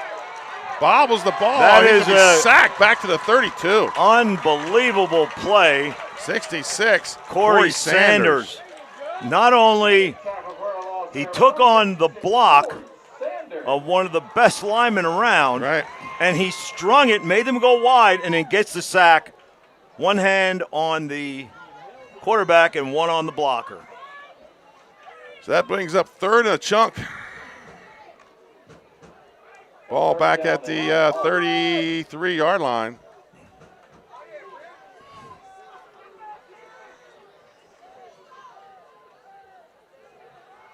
Pistol formation, D'Ambrosio in the shotgun, and we're going to timeout Cape Henlopen. Timeout called by the Vikings. That's their first timeout of the second half. And Jim, we're going to take one with him. We'll be right back with more high school football here on Delaware Live.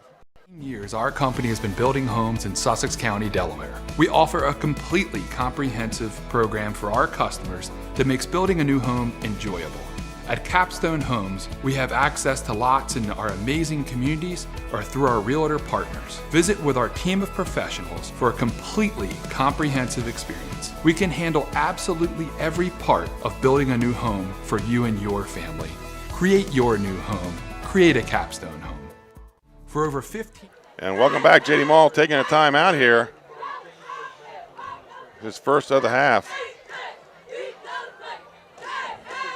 8:28 to play here in the third quarter. Woodbridge with a big. That was a huge sack. That time it was just incredible play that he made.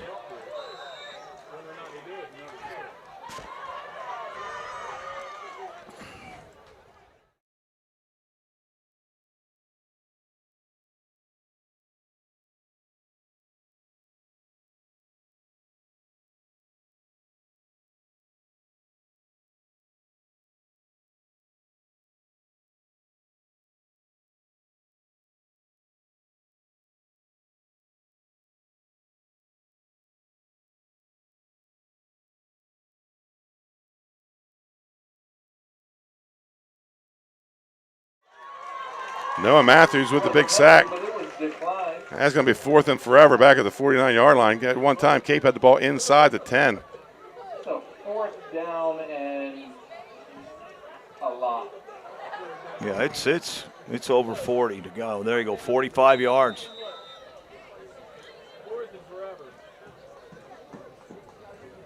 He'll be punting back inside his own 40. So a big stand for Woodbridge. I mean, they were getting ready to look like Cape was getting ready to take the lead. That's going to be a high short punt. And he had to short leg it because of the pressure.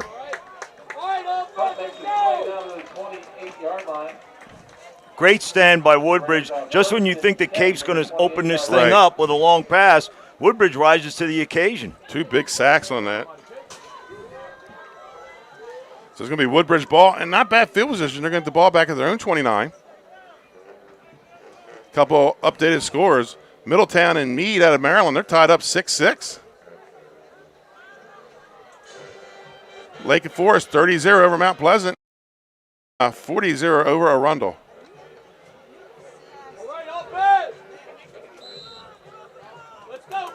First down for Woodbridge. We lost another camera shot.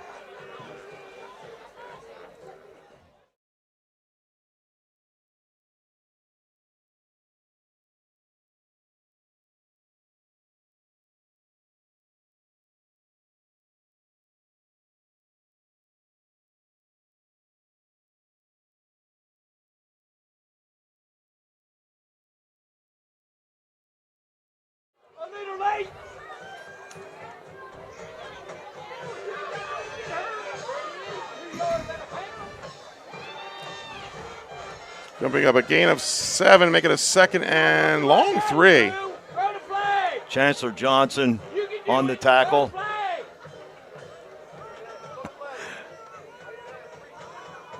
About 6 on the play brings up a second down and 4.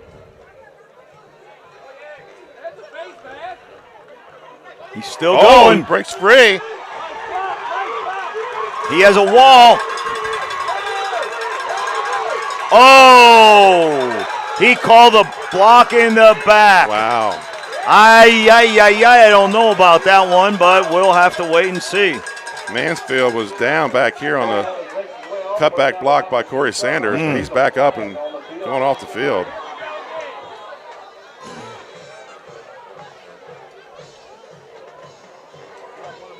Raider down on the field.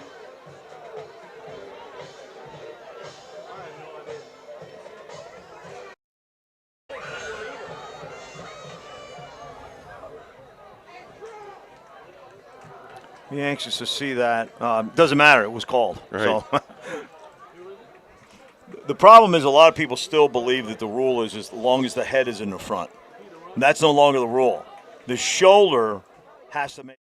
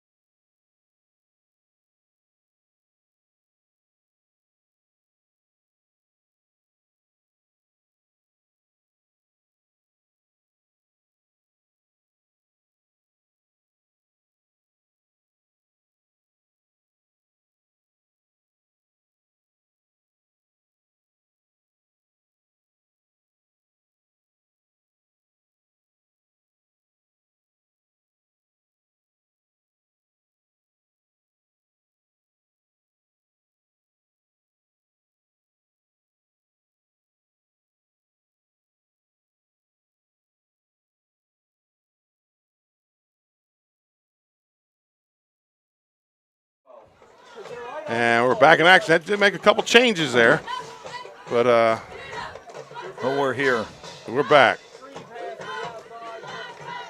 That last stop was by Marky James, number 7.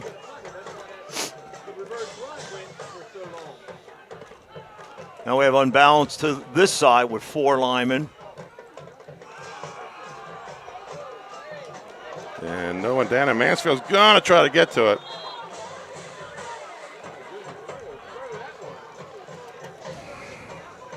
A little bit of communication problem. Fastball is incomplete. Brings up a third down and 12. 3rd and 12 coming up for the Raiders. Ball at their own 40.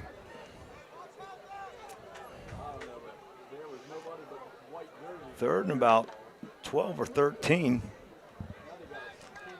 Maybe in misdirection. I just don't know if they have the confidence in their passing game right now.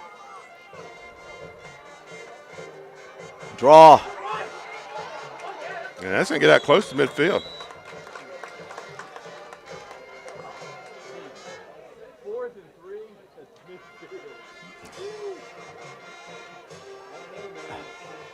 Thinking that stop that time we had Scott and Nathan Horn, 85. 4th and about 4, and it looks like Woodbridge's going to maybe play field position here.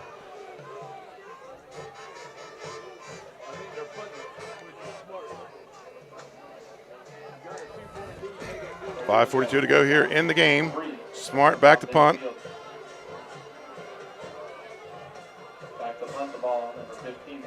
They have pressured this. They were going to fake, I think. They're going to fake it, yep. Now, again, the center exchange snaps continue to build up. Right. For both teams. So that's going to bring up a 1st and 10 for Cape in Woodbridge territory.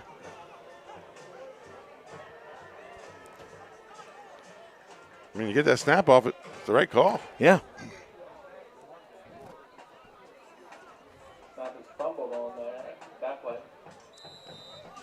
Turnover on downs first and 10 for the Vikings from the 40-yard line. First and 10 at the 41. Single back in the backfield. Messick goes in motion. It's going to be Baines. Hits and spins. He's going to pick up about 5 on the play. Bring up second down. Stop that time by Wright.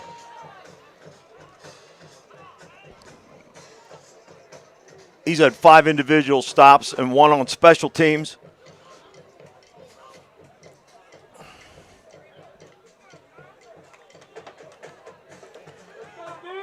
Second and 6 for Cape Henlopen. 3 wide to this side. 2 wide with a tight end.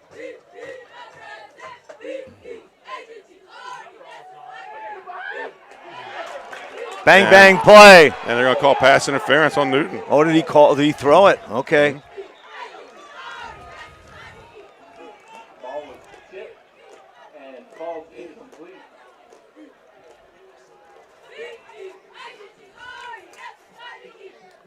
Closed well on the ball, but I couldn't see the other hand from here. If his right hand may have been around the back, we're on the wrong side of it. But it's going to be a first down.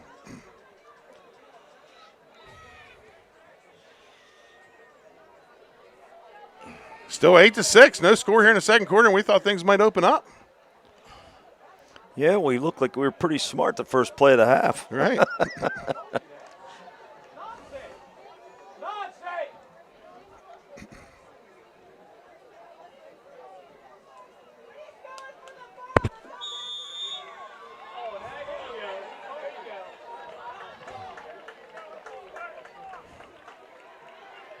Now, I believe we have a penalty on the sidelines, maybe?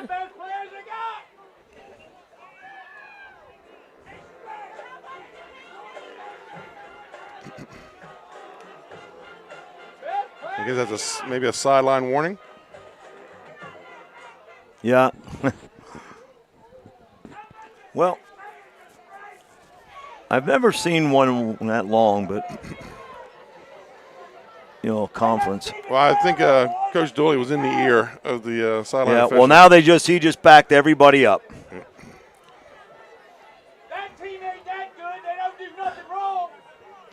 Sally's up on Sussex Central, 28-6. Smyrna 40-6 over Rundle, and Lake Forest 33-0 over Mount Pleasant. Here we are, back to action here in Greenwood.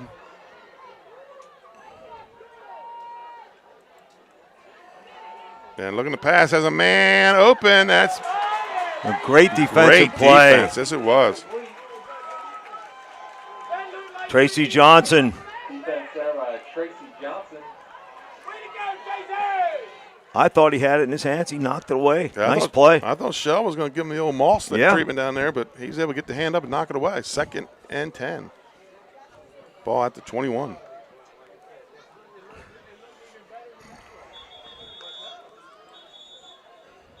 And some whistles.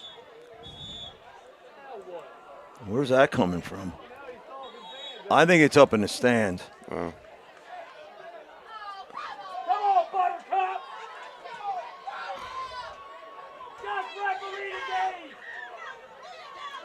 All right, I don't like to beat on refs. What are you looking over there for? There's enough going on in between the lines. But I think I heard it pretty good. Right. So now they'll send security up in there. I don't know, everybody's kind of yelling at everybody in there. Oh, yeah, everybody's getting a little upset. We got some commentary. It's just incredible. It's really slow for having a hard time getting through this last 4 minutes, though. Yeah, this was as long as the first half.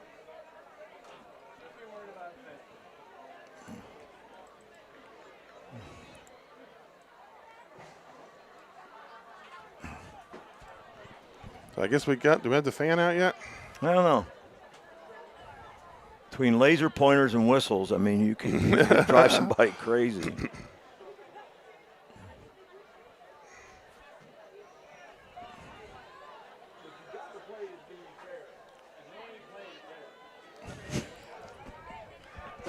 Eventually, we're going to get back to business, so now we're resetting the clock. We got a whole bunch of stuff going on right here right now. None of it being football. And I just want to let you know I'm biting my lip. I hear you.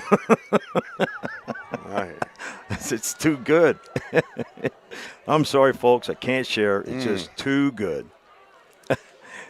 Well, the ball's on the 22. It's second 10. 4 minutes to go here. And I think we're ready to play some football. I think we're ready.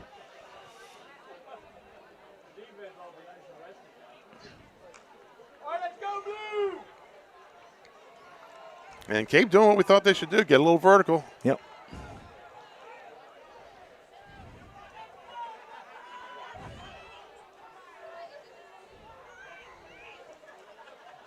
Inside reverse. Crisscross. And that's Saez. He's going to take it down inside the 5. Great time and great place to run it. Carter on the stop that time. Because people react a lot faster when their backs are to the wall. And that's going to be first and goal and put us in the Lasher red zone. Excellent call by Coach Maul. Now, keep your snap count simple. Right. And use that big line to move forward. Do we have a timeout? I don't know what's. Oh, we have an injury. It's not Halloween. We have an injury. Okay. They're going to take him out of the back. Oh, take him out the back. Okay. I think that that was Carter who was made the stop on that one, and he had a big hit earlier tonight. He had a sack, and I think he's had like 6 tackles. So first and goal looks like it's about just inside the 3. Motion coming to the near side. Baines off the right side. Ooh. Stood up, maybe a gain of 1, maybe an inch. It's going to bring up second and goal.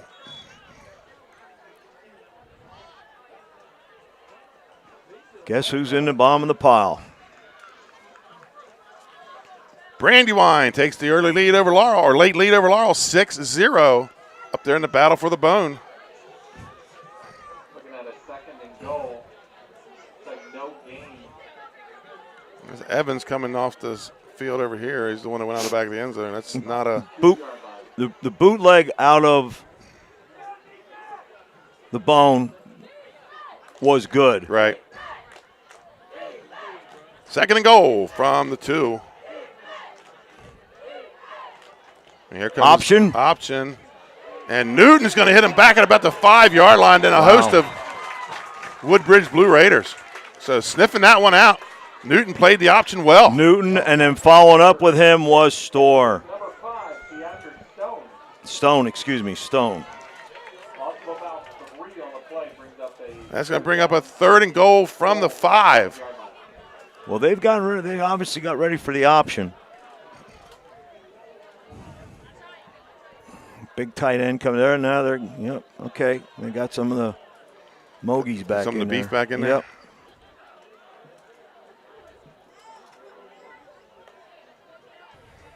I really think that the boot may be a play because they're reacting so fast. They overreacted to the Woodbridge in a 6-2 here on the goal line.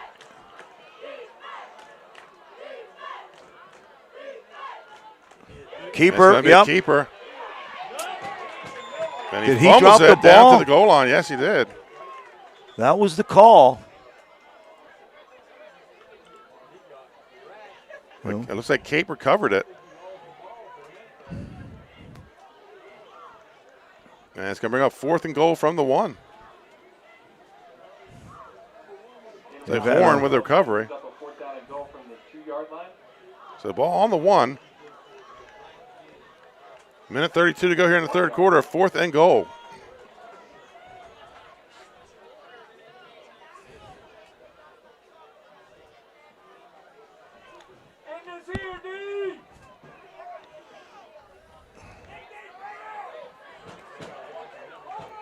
So power I formation for the Cape and Henlopen Vikings. So it'll be Baines, and he's in for the touchdown. And Cape's going to take their first lead of the game. There it is, and you called it, Benny. Third quarter cramps. Right. Baines is cramped up now. This one went late.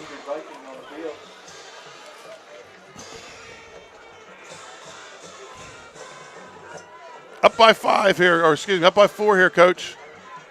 Going for 2? Good. Yep. I said, are you going for 2? Yep. Because you already have, you're safe from the field goal. So we still got a lot of time to play. But right. Now I'm wondering if that isn't a cramp. Let's hope it's only a cramp.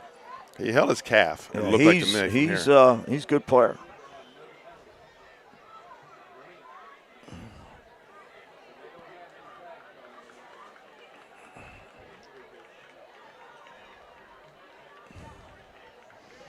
Here we go for 2. They're going to go for 2 here. 1:04 to go. Cape takes their first lead of the game, 12-8.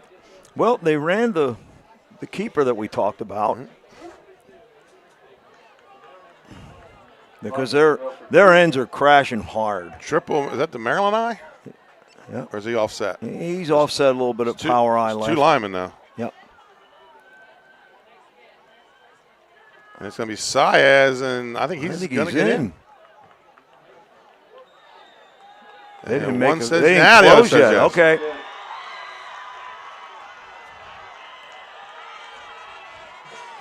That's going to make it 14-8 for Cape Henlopen. And folks, we're going to take a quick commercial timeout. We'll be right back with more fourth quarter action. Licensed, insured, and a multiple-year First Aid Favorites winner. Barkley Heating and Air offers 24-hour emergency service with service plans available. Customer satisfaction guaranteed. Call 302-653-5971 for a free estimate today. John and Ginger Barkley are looking forward to serving the community. Find them on the web at barkleyheatingandair.com. Hi, I'm Scott Kammerer from Sodel Concepts. Today we're at Lupo Italian Kitchen in downtown Rehoboth Beach. Come check us out. Located inside the Hotel Rehoboth, Lupo serves coastal Italian cuisine with fresh pasta made in-house daily. Lupo features plenty of unique craft cocktails and an extensive award-winning all-Italian wine list. Popular dishes include lobster bucatini, veal meatballs, grilled swordfish, and eggplant parmesan. Lupo Italian Kitchen on Rehoboth Avenue, serving happy hour daily and dinner 7 days a week. See you soon. Hi, And welcome back to Woodbridge High School, where the Cape Henlopen Vikings just scored and went for 2. And they take a 14-8 lead here with 1:04 to go in the third quarter.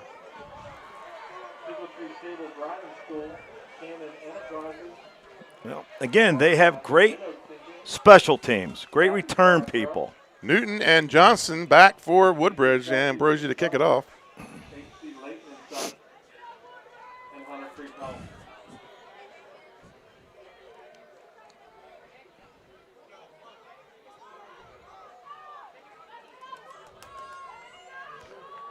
I don't see. And we're going back over to the bleachers. The referee. Yeah. He's on his way to the bleachers.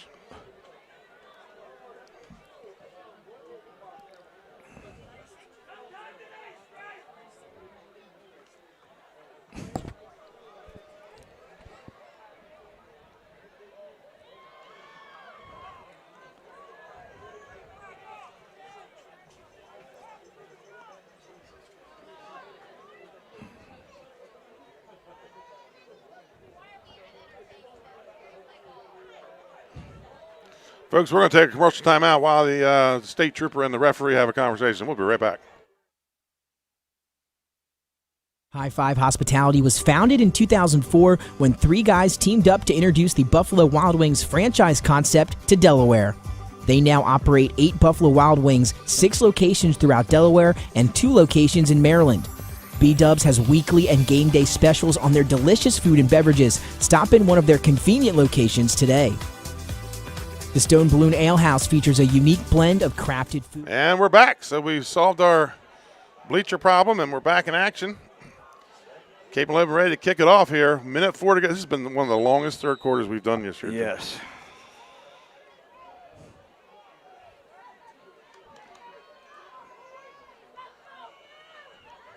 Short kick. And he's going to pick it up off a couple bounces. That's Newton. And Newton's going to get it out to about the 25-yard line. It's going to be 1st and 10 for the Woodbridge Blue Raiders.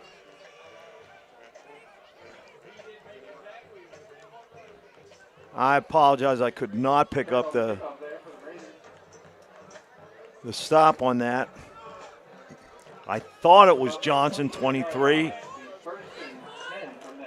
1st and 10 for Woodbridge. Ball out to about their 20, looks like their 27-yard line. 58 seconds to play here in the third quarter.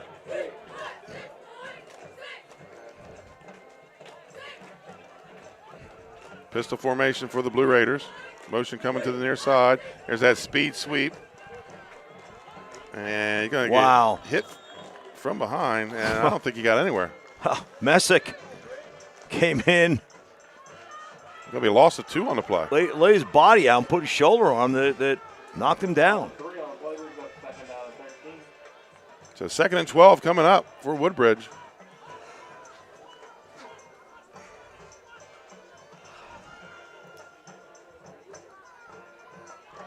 And they're going to take this to the fourth quarter, and so are we.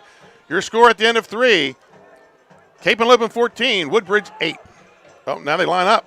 My bad. I'm sorry, I thought they were running to the sideline.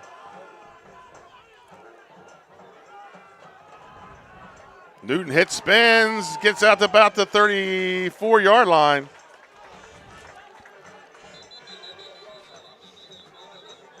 And we got an official timeout with about 5 seconds to play. Stopped there by Rupert, number 72. And we have somebody hurt from Woodbridge. Cramp. Well, we basically got another halftime there towards the end of the third quarter. Nobody sent any hot dogs. They did not. Yeah, that's got to be a cramp.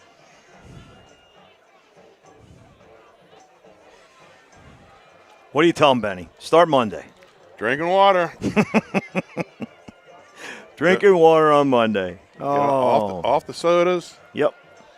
No caffeine. And this is going to be Newton. Oh, is that who it is? Okay.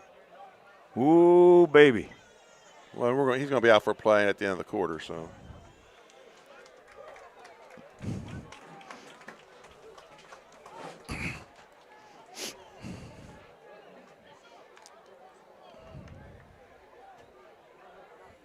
That was actually smart of the coach there. Right.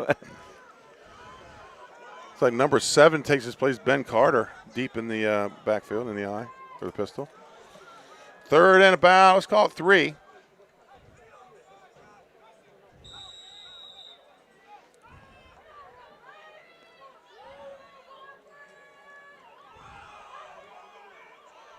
And he's going to be close to a first down as we end the third quarter. And it's going to be a first down Woodbridge. And we come back for the fourth quarter, folks. It'll be 1st and 10 for the Blue Raiders. Your score, Cape Henlopen 14, Woodbridge 8.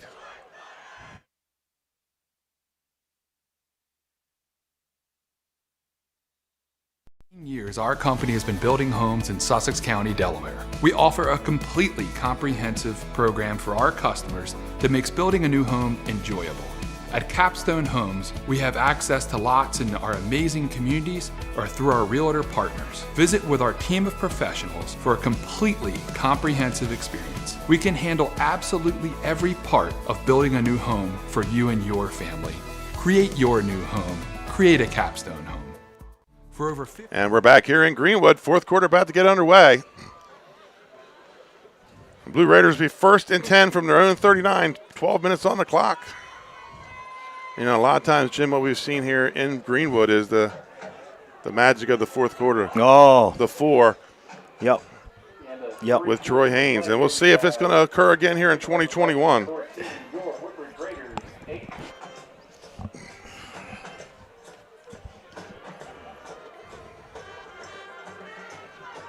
So 1st and 10 for the Blue Raiders. They're at their own 39-yard line. We still have that smoke hanging there. Yeah.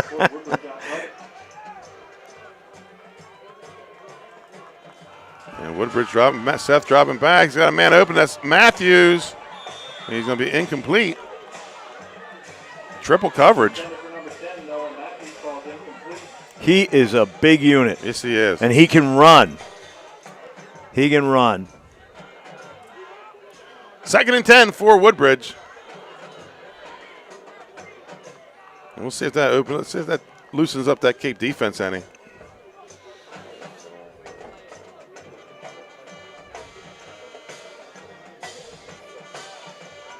Well, it'll be interesting trying to see if he still be attended to by the trainers.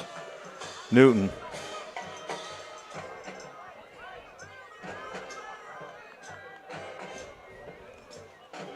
Two pullers. Reverse. And they have the edge. That's Evans.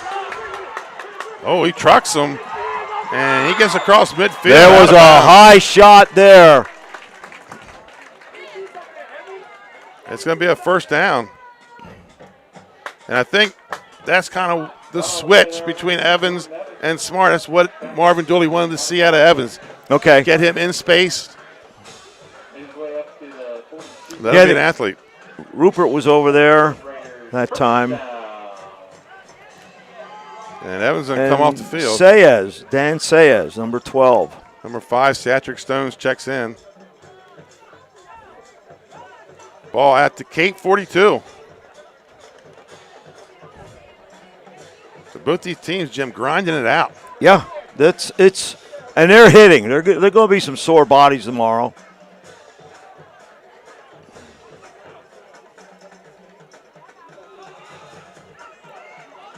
And that's 7. Carter on the carry.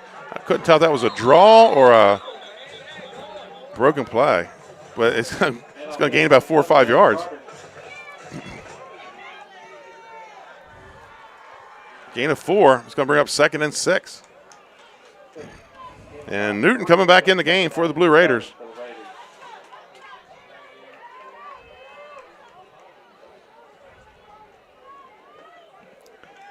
Malachi Lewis, number 54, in on that stop.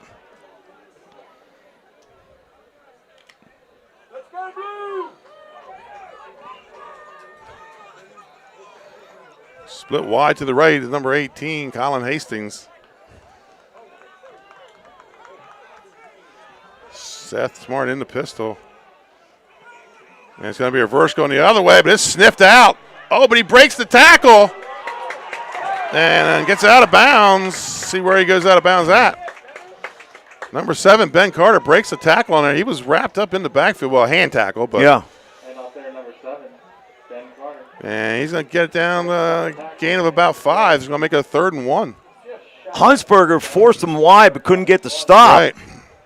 And then he just squared himself up and sprinted down the sideline. So that was without any offsides or anything here, that's a good chance to get another 4 downs. 3rd and 1, and this has been their worst down. Is anything in 1.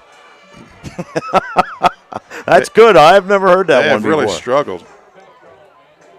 Comes a blitz. Draw. And he's not going to get back to the line of scrimmage. They did read that. Going to be a loss of about 2 on the play.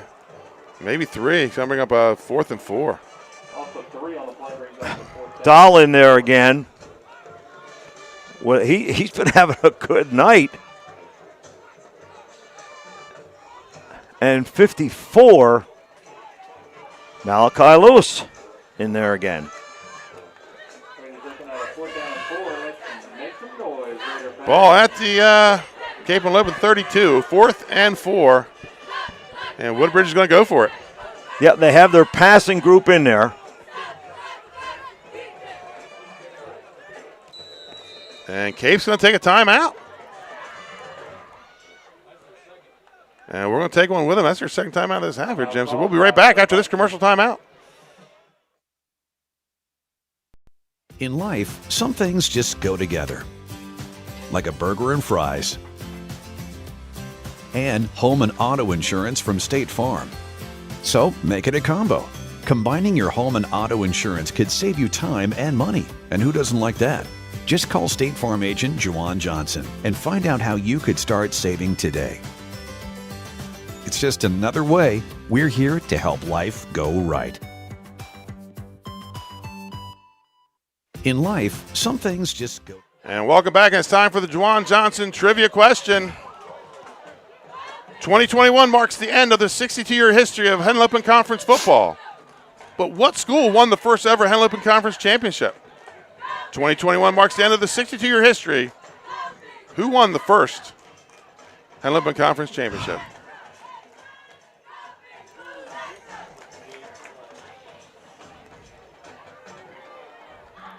$9:50 to play here. Fourth quarter, Woodbridge going for it on 4th and 4. Off the Cape Henlopen timeout. At least Cape with just one. Here in the half. So in the pistol. Right is the up back. And it was like Cape's bringing heat. And we're going to have a penalty. Another one.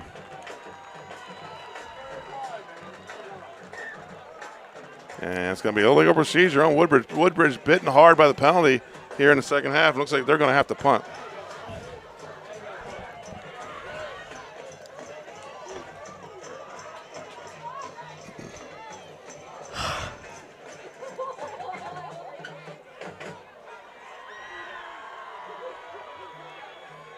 So Seth Smart back to punt.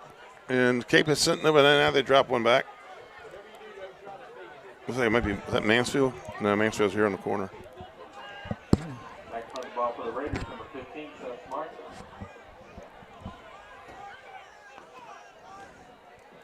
Good snap, gets the punt off, high end over end. And just going to take a straight up bounce. Had a couple of those tonight. So, folks, we're going to stay right here on the Chains of Possession with the Juwan Johnson State Farm trivia question answer. 2021 marks the end of the 62-year history of Henlopen Conference football. But what school won the first ever Henlopen Conference championship? Jim, it was the 1959 Bridgeville Mustangs. The Bridgeville Mustangs. Bridgeville Mustangs. Wow. And the next year, a Cape Henlopen school tied the Rehoboth Seahawks and the Millsboro Blue Devils tied that season for the second one. So here we go, back underway. Some great taglines, some great mascots. Mm-hmm. 1st and 10 for Cape Henlopen. Ball out to just outside their own 20. Messick goes in motion. It's going to be Baines right side. Looks like he's going to get stood up for no gain. Bring up 2nd down. I have a feeling that was Noah Matthews on the stop. Excuse me, not a feeling, but the best I can tell from looking. No gain on the play. Brings up 2nd and 10. Ball looks to be about the 21-yard line. 9:12 to play in the game. Cape ahead, 14-8. And it's going to be Messick this time. And he stood up at the line. That's going to bring up 3rd and long for the Vikings. Noah Matthews in on the stop. Yep. Matthews is 4 tackles and 1 sack. D'Ambrosio brings the play in from the sidelines. 3rd and 10 from their own 21. Yep. Cape's going to need to get the ball out here, and they don't want to give Woodbridge a short field.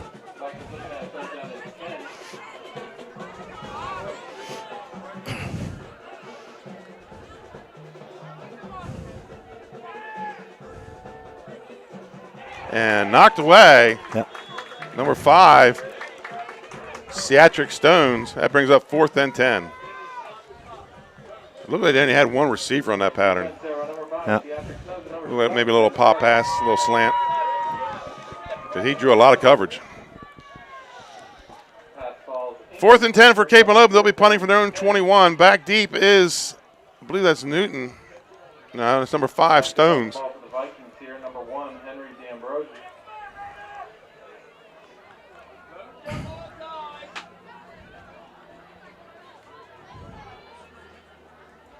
Snap's good. Heck of a snap. Kicks off.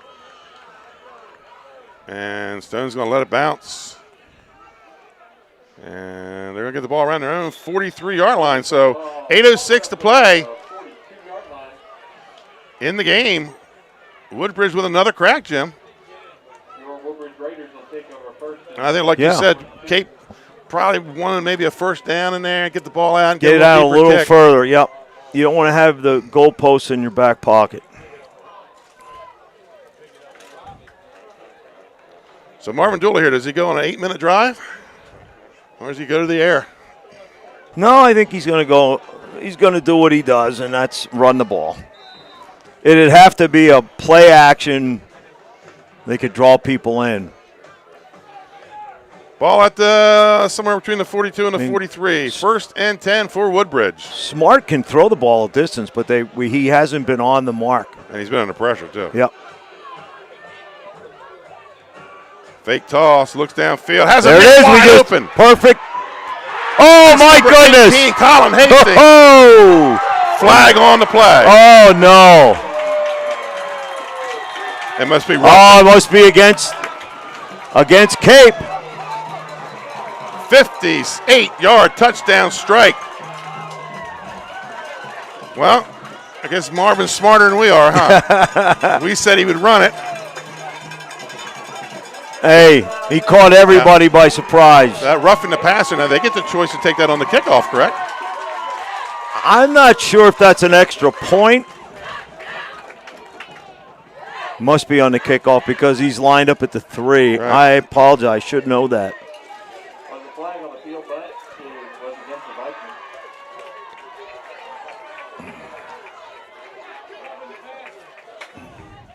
And they're taking it on the kickoff, so. Okay. And Marvin Doyle's going to take a timeout because it's 14-14. He wants to get this right. And you know what? We're going to take one with him, Jim. We'll be right back. 14-14 with 7:57 to go.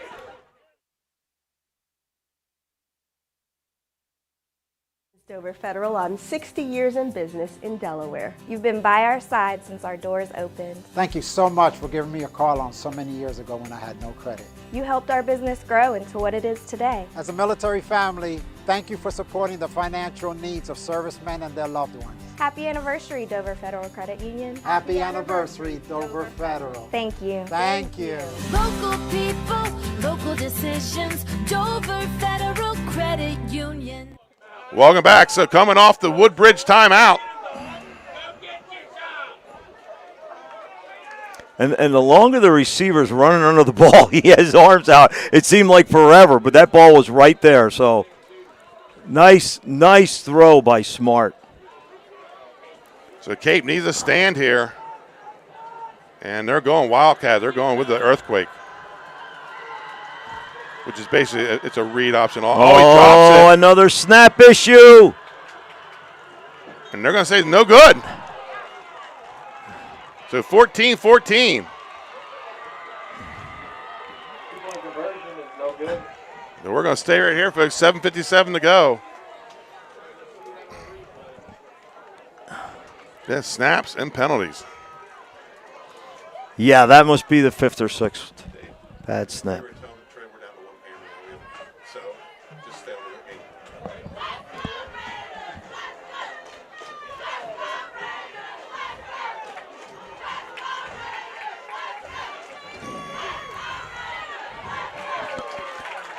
So here we go, 14-14. Big stop there for Cape Henlopen because, Jim, they've only got one timeout left in this game. He uses them as he sees fit. He doesn't. There are some people that will save them no matter what.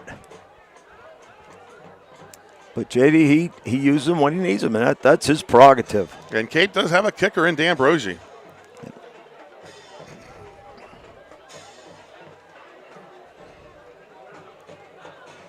So they'll be kicking what, from the 50 or the Cape 45? So they're going to be.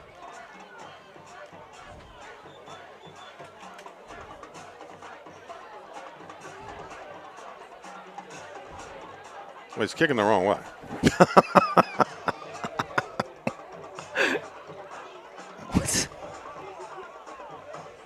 No, he wasn't kicking the wrong way. Cape lined up on the wrong side. So he'll be kicking from the Cape 45. Penalty from roughing the passer that stops on the kickoff.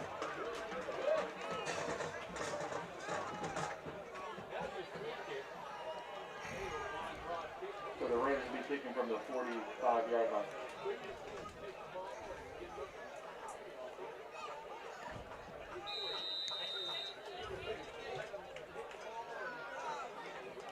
So right now, Woodbridge with the momentum, 14-14. And they're going to kick it deep and out of the end zone. It's Henlopen 1st and 10. That was a good from kick their own by 20. Yes, it was. Woodbridge that usually squibs it.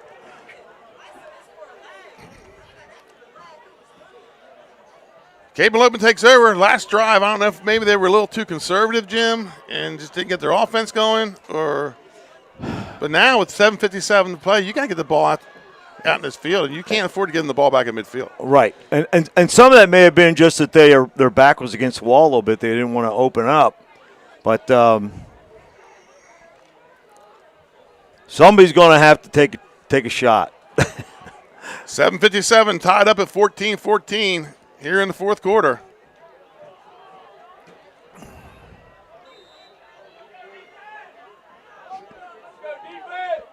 Motion goes away with Saez. Counter again. Oh, and hit by Wyatt Wright. Second down. This kid's, he's starting to get himself in this game, Jim. Yeah, the left guard and tackle pulled. He just zips. He just goes for the midline. He doesn't go to a side. He knows they have him scouted. Nice job. Loss of one on the play. And he's a hard guy to get. I know they have a big line, but it's hard for those big linemen to get their feet out there and get on a guy like that. Yep. Second and 11 for Henlopen. Ball thrown 19.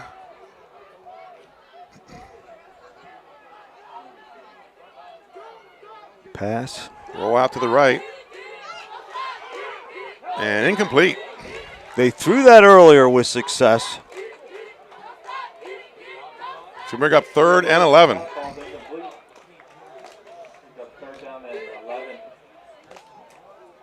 Back in the second quarter, when they went to that pistol, that's when Woodbridge started putting the pressure on D'Ambrosio. Got a couple sacks. Big down right here. This is huge. 3rd and 11 from their own 19. 7:04 to play in the fourth quarter. Going slot to the near side, tight end on the right. Under center is D'Ambrosio. Motion comes to the near, so they're going to flood the short side. And look back with a screen the other way. It's sniffed out. Boy, they have it covered. It is sniffed out. Wow. Number 7, Ben Carter. Ben Carter is having a night. And, Jim, they put him in the same situation again on 4th down where they're punting inside their 20-yard line. Yep. Woodbridge will have good field position. I mean, Carter had the hit earlier. He's had a sack, a tackle for loss. Loss of 3 on the play, 4th and 14. Number 5, Cedric Stone, stands up at the Cape 45. D'Ambrosio standing around his own 5. Good snap. He's going to get it off. And he's going to field it and take it right there in midfield. So 6:14 to play. Woodbridge with the ball again. Now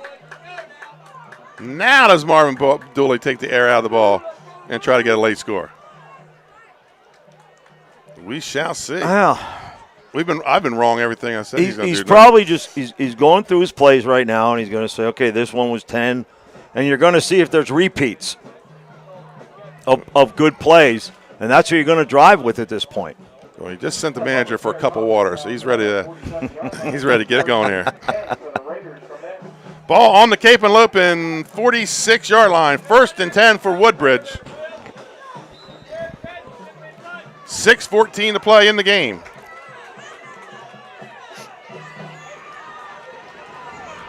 Smart in the pistol with the up back. And hand off to Newton, bounces it outside.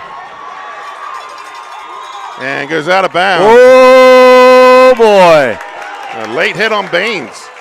I think he tripped on the carpet there and then hit him. But I think Baines had one of those last week. I'm not sure. I was on the sideline. Yeah. Good player. Good player. But I think he caught his foot on the rug and then flew into him. But Newton kept his feet, gets the first down inside the to the 35. Mark off 15 more. And Jim, just like that. Are we piggy? We are getting piggy with it in the Lashers Barbecue Red Zone.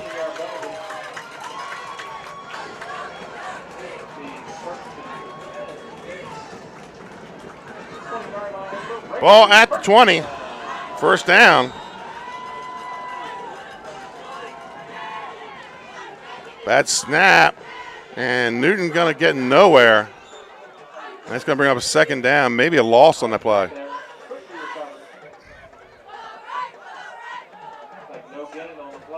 So no gain on the play. 2nd and 10 at the Cape 20. And that's not a bad deal there because I don't think you want to score too fast. No, you don't. But you still want to score. Right. That was Markey and James Markey and or Morkai and Scott Bren, 7 and 6 on the tackle for Cape. So it is a loss of 1 on the play. 2nd and 11. Pistol formation was smart. Hand off to Wyatt Wright. He's going to step out of it. Touchdown. Oh, no, they say he's down inside the 1.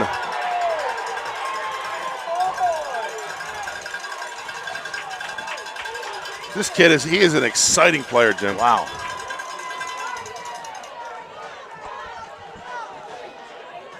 This is his first year playing offense. Obviously made a good move. Well, they started the clock, so. Yeah, he stayed in bounds. 5:12 to play. And they're going to stay in that pistol. Ball inside the 1. There's two linebackers are coming. Bumps into Newton, shoves him in the end zone. Touchdown, Woodbridge. Seth Smart says, take this and get in there as he pushes him in the back. It was the way he gave it to him. Right. Now we're going to have a good finish here. And we still have lots of time to play in this game, Jim. 5:09 to play. And a dangerous quarterback for Cape. Right, you're right. He's a dual threat option.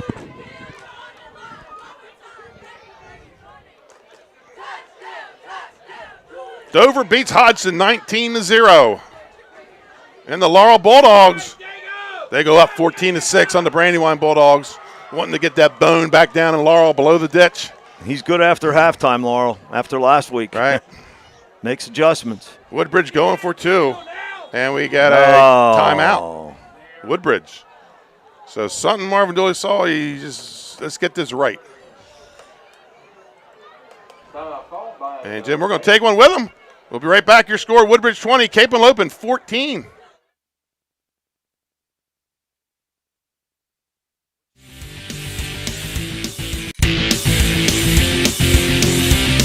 Couldn't be more excited about having our show here held at the Buffalo Wild Wings and Christiana location, and here on Route 7, brand new location. They moved here from Limestone Road, and it's going to be the new home of 302 Sports Week.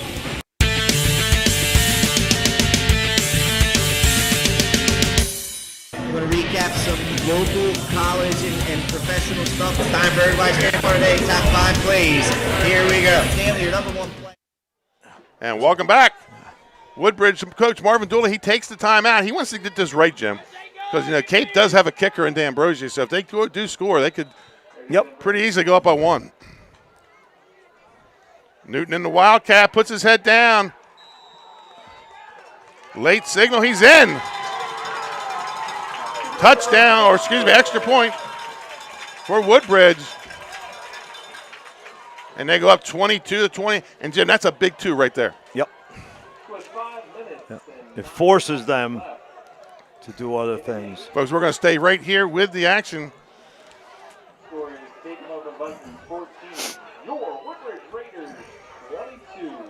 Remember to stick with us in the post game. We're going to have the Active Pest Solution Pest of the Game, followed by the Louis Pizza Player of the Game. Louis Pizza, 11 Rehoboth Avenue, just steps from the beach and boardwalk. Had a grinder last week. There you go. And now he's going to understand they're going to open a restaurant out back. I'm going to have some more. So sit down right there and eat it. There you go. So Woodbridge kicking off. And Jim, I'm not so sure that this Woodbridge kicker hasn't been kicking deep. I'm not so sure that penalty, that roughing the passer, wasn't key in this whole thing here, where he gets to kick the ball through the end zone. Cape has to take over into the 20. They were late. They had to go out of a deep hole. And then even though it was only a 10-yard return on a punt, it got them closer. Right. 5:09 to play here in the game. And gets this one down inside the 20 to about the 19. Lucky didn't go to a knee. And that's Messick. And big hit by number 9, Tracy Johnson. Big hit. But able to get the ball out close to midfield. Ball's going to be at their own 41-yard line. All right, here we go, folks. There's a flag on the play. I think somebody's been ejected. Really? There's a flag laying right at the 45. I saw two guys go out there. Well, the referee chased somebody off the field and pointed out of here.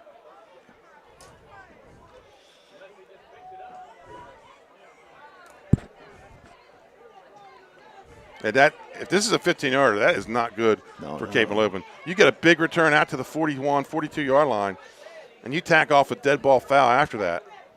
Ejection or not, you're back down to your 25.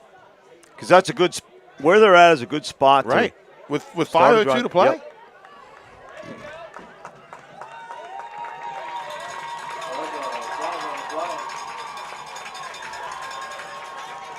Two big 15-yard penalties in this game, Jim. If Woodbridge wins this with this score, go back to that roughing the passer and this penalty right here. Yeah, that's right. That's two of them. And both of them are key. Causes Woodbridge to kick the ball through the end zone and put Cape back on their 20. And then this here is going to put Cape back on their, 26, 27-yard line. Good point, Benny. Really, that is. And we saw that last week, too, with some bad penalties in the game we had. Each team with one timeout. So Cape's going to go slot to the far side. They have a wing here on the near side. They like to flood the wide side of the field. They have, okay. And that's what they're going to do. Saez goes in motion. Oh, he's under pressure. Another screen, but again, sniffed out. Tackled by Ellis Cannon. He got hit in the head. He got hit in the head. I'm telling you. I think it was a knee. I think he slid down and got the knee. I thought his arm hit him when he came through. Yeah. Unintentional. Yeah, I thought but it hit him, and it may have. You hit your jaws together. Mm-hmm. You're going out.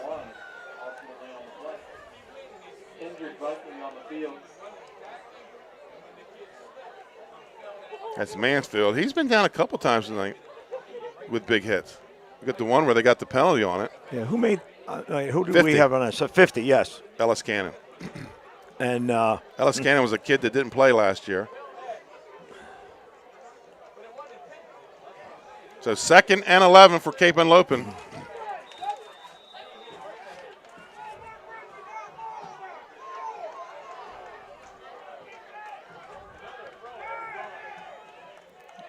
Nope.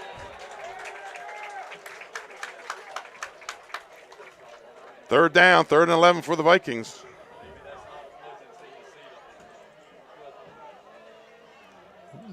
You know, Woodbridge kids do not want to get chippy right now. You don't need to. Exactly. You don't need to tell him he missed the ball. He knows you're he in missed good it. shape. Right. But they're teenagers. Yep. 3rd and 11. 4:39 to play here in the game. Woodbridge 22-14 lead. Slot to the near side. Oh, double slots, 2-2. It's 6 in the box. Oh, picked off by Newton. All over. Pick 6 for Kenny Newton. Wow. Jim, what did I tell you about the mystique of the fourth quarter here in Woodbridge? Yep. We've seen it so Yeah, many times. you're right. Yeah. Fourth quarter, they turn it on. They don't, must be in tremendous condition. Well, it's the 4. It's Troy Haynes. Yeah. Yeah, you're right. Yep.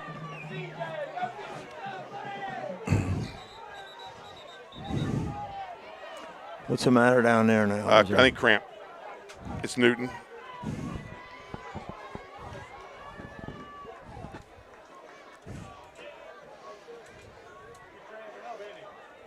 Oh, no, I'm sorry. It's number 8, Rashid Stones. Newton's only in 10th grade. Yeah. He might be junior eligibility. I'll have to check on that. Well, he's a player. Yes, he is. He may have just changed our mind on some awards here at the end of the game.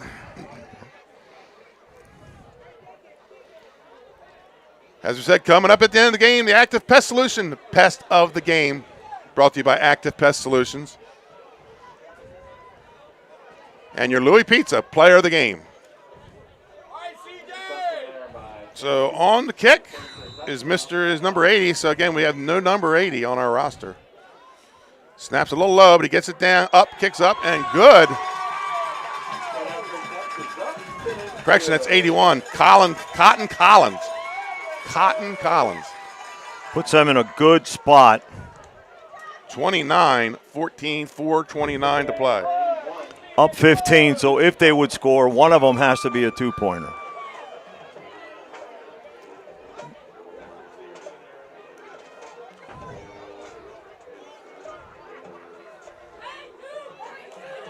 That was quite the turnaround here.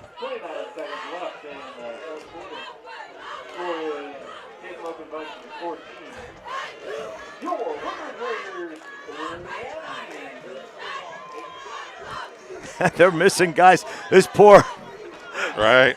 The poor coach on the sideline who puts all the special teams in. Some updated scores on the Barclay Heating and Air scoreboard. Lazy Annam 28, Sussex Central 13.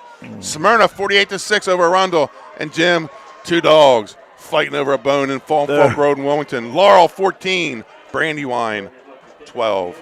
Wow. That's a fun little upstate downstate rivalry, battle for the bone. Love it. And I think this whole 3-tier alignment is going to bring some new rivalries. And we're going to lose some rivalries, but we're going to get some new ones. And seeing good games. And a fun one, because they've made that a trophy game. Okay. So here we go. 4:29 left to play. 29-14. Woodbridge leads, and they're kicking it off.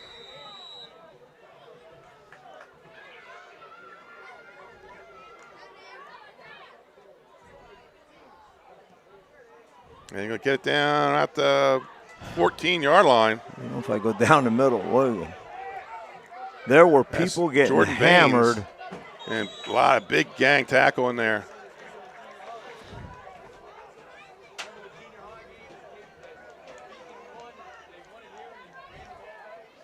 Slays Annam scores again. They're up 35-13 over Sussex Central, and the Laurel Bulldogs take a 21-12 lead. First and 10 here for Cape Henlopen. They get the ball out to about their own 38-yard line. Now's the time you play hard, keep your head. Right. Bend but don't break. Cape, on the other hand, has to get in there quick.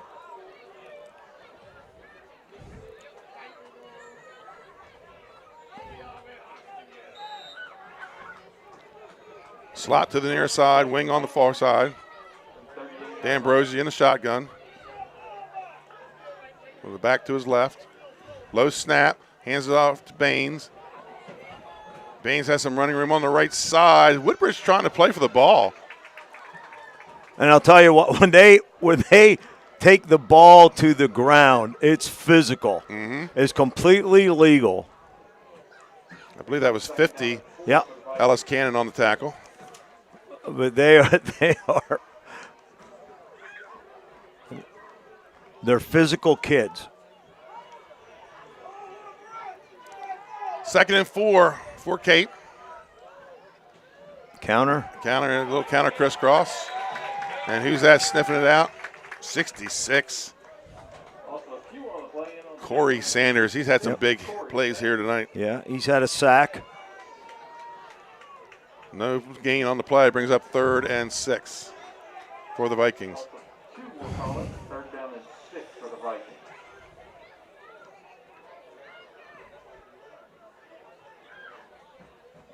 D'Ambrosio looking down the right side, has a man open. Up in the air. Tip drill, folks. Boy, I'll tell you what. Number 9, Tracy Johnson almost got to it. He was over here about 5 yards inside the hash and broke to the ball. Because I was watching him, because he's not – I was going to see maybe they're going to try to get a mismatch. He's not real tall. Right. Very fast. So they were going to try to get somebody on him a little taller. He saw that ball tipped in the air, and he knows he's on Delaware Live tonight. He took off, boy. He did. 4th and 6 for Cape. They're going to go for it at their own 42. No, they have to. They have to. Motion comes on near side. Rolls to the right. And this is the play you've liked this tonight, Jim, is that bootleg. But Woodbridge is going to stretch them to the sidelines, and they're going to take over on down. 1st and 10 for the Blue Raiders with 3:05 to play in the game.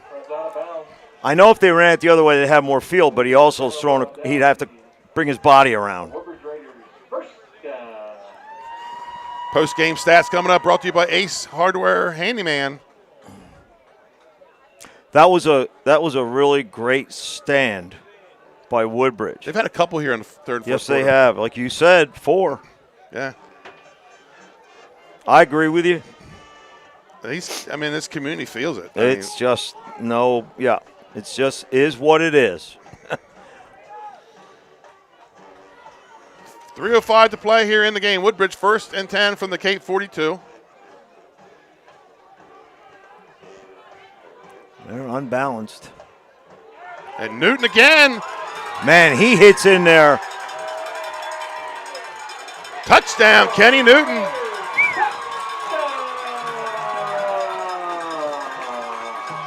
"42-yard touchdown run." Coach, I think Kenny Newton wants some pizza. We have, I think Sciatric Stones is down. Right. Boy, does he accelerate. Holy dogs. Yeah, we've said this for years here at Woodbridge with their running back. It's next man up. Yeah. We had the Massey's. Yeah. You know, we had Bacon last year. It's just the next guy up. Yeah, it's incredible. And they, like you said, there's a sense of how important it is that they fill in and go. Cotton Collins on for the extra point.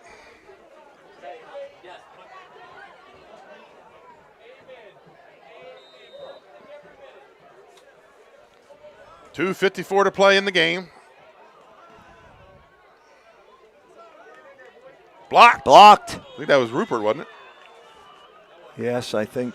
So, folks, he came we're going to take a through pretty commercial good. timeout. Your score with .255 to play in the game. The Woodbridge Blue Raiders 35. Cape Henlopen 14. We'll be right back.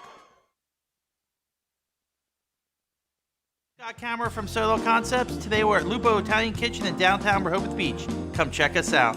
Located inside the Hotel Rehoboth, Lupo serves coastal Italian cuisine with fresh pasta made in-house daily. Lupo features plenty of unique craft cocktails and an extensive award-winning all-Italian wine list. Popular dishes include lobster bucatini, veal meatballs, grilled swordfish, and eggplant parmesan. Lupo Italian Kitchen on Rehoboth Avenue, serving happy hour daily and dinner 7 days a week. See you soon. Hi, I'm Scott Camera. And welcome back to Woodbridge. And during the commercial timeout, Jim was talking about tradition here at Woodbridge. And you go back to what Manlove built, followed by Bell, and now Marvin Dooley taking over. And it's just the same Woodbridge, a little bit different offense and different defense. But the same tough kids. And same attitude. And this town embraces it. Yes. They don't apologize for it at all. Right. This is what we do. Woodbridge kicking off. They lead 35-14. Remember, we were tied up at 14 going into the fourth quarter.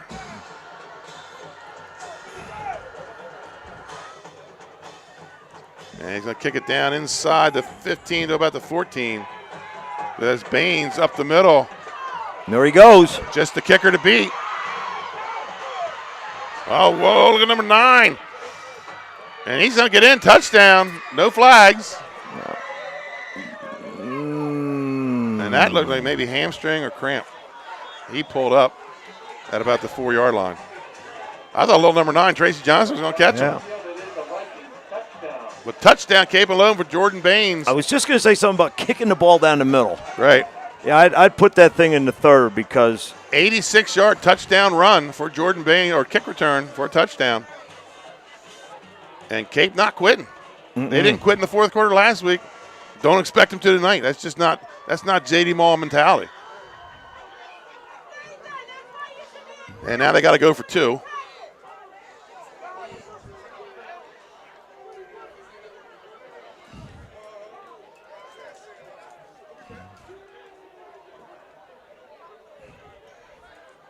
Baines able to get up off the field on their own power. He started to hobble at about the 4. So I don't know if that was another cramp because he cramped up earlier, or hamstring. But he's sitting on the bench with the trainer. And we got a timeout?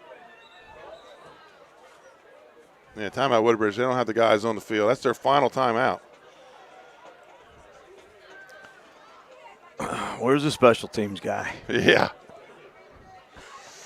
Well, I see a lot of these staffs with 12, 15 coaches, and guys not getting on. Nobody's the field. counting them up. I mean, I played in the '80s, and we had 5 or 6 coaches, and we had one of them make sure we were on the field. Well, part of my job at Lehigh, other than coaching position, was they called it the get back coach because you are on the sideline and you are counting up who needs to go in for punt, who has to come off. And I'll tell you what, I had those things memorized and studied because I did not want to screw up with Tubby Raymond's old buddy John Whitehead staring down at me. You didn't want a Monday morning meeting. No, not at all, not at all. So it's an important job. So Cape Alum going for 2 on the extra point. I still think they only have 10. Who, Woodbridge? Yep.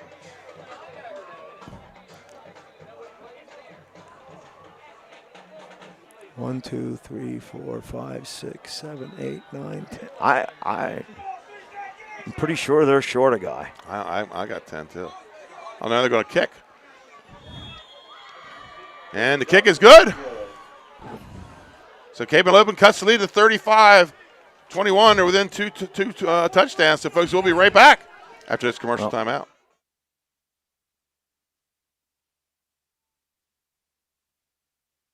Congratulations, Dover Federal, on 60 years in business in Delaware. You've been by our side since our doors opened. Thank you so much for giving me a call on so many years ago when I had no credit. You helped our business grow into what it is today. As a military family, thank you for supporting the financial needs of servicemen and their loved ones. Happy anniversary, Dover Federal Credit Union. Happy anniversary, Dover Federal. Thank you. Thank you. Local people, local decisions, Dover Federal Credit Union. And welcome back. We come back to the Cape Band playing their fight song after the touchdown. 35-21. Sure, we're going to probably see onside kick here for the Vikings. As D'Ambrosi brings the ball out.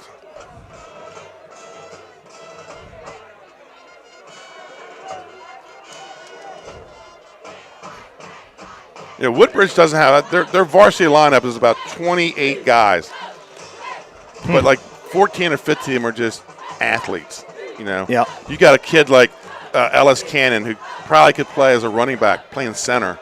That's the kind of athletes they have. Yeah. He's not a big kid. He's only about 170, 175 pounds.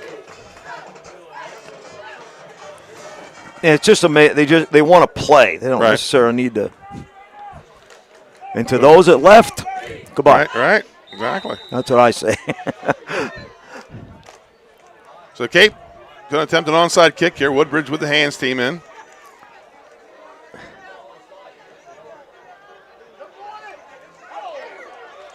Nice grab.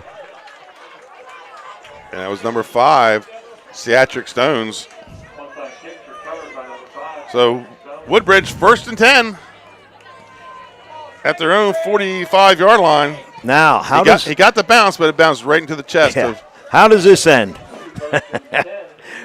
Well, Cape does have one timeout. Woodbridge has none. I imagine you're going to see Woodbridge looking for one timeout, or excuse me, one first down and put this away.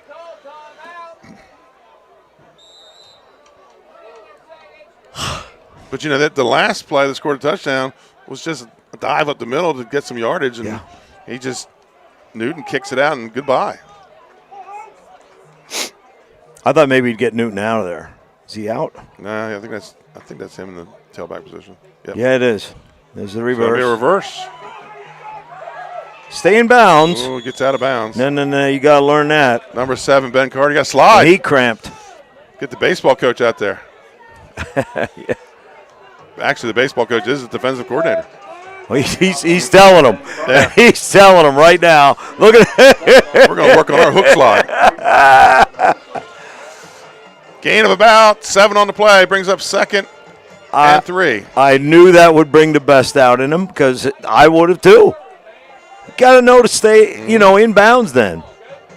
And again, this is not a bad opener for them. No. Playing a AAA team. Hand off to Newton. He's got the first down and more. And now, Rupert makes the tackle everybody. downfield. Oh, I'm sorry, Benny. You're fine. Did you say everybody get up slow? Yeah. Until they call the 25-second. Now we got another cramp. Here we go. And down this time is Westcott, a 9th grader. And he is a part of the Westcott crew. One of the gang, huh? He's the youngest. He's the last one. As Sharon Westcott calls them, the Fab Five. The other 4 have gone on to play college football. One right now, I forget where Gabe's at. He was at Gannon, but I think Eastern Tennessee, I think is where he's at now. That's pretty impressive. 4 to go from 1. He made one of the greatest catches in the Blue Gold game a couple years ago. Just went up, going backwards, catches the ball, hauls it in. That was the year that they 4 Woodbridge players went to the Blue Gold there you game. go. And Troy Haynes, he couldn't play, so they each wore his jersey for a quarter. Wow. And he caught the pass wearing number 4. Number 4. So number 3, Lexton Westcott gets off the field. Trying to see where the back judge. Okay.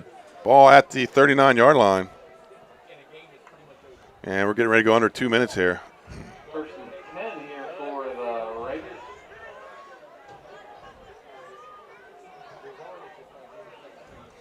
And that's going to be Wyatt Wright. And maybe a yard. And out there, number 33, Wyatt Wright.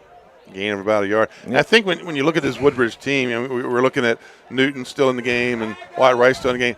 They don't have that many backups, Jim, to put in there. Yeah, I'm just saying from an injury standpoint. Yeah, exactly. I'm not criticizing, but Right. you lose Newton. Yeah. You lose a whole lot more than one player. Gain of 1 on the play for Wyatt Wright. Ball goes up 28-12.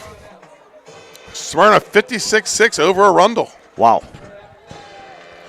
Next weekend is the Smyrna Middletown game from Smyrna. We'll have that one with Glenn Frazier and Paul Collier. And that's number 5, Patrick Stones. And he's going nowhere. As Huge just hit about that time by Horn. Under a minute to play in the game. I believe we have a 3rd and 9, so no gain on the play. To snap it one more time.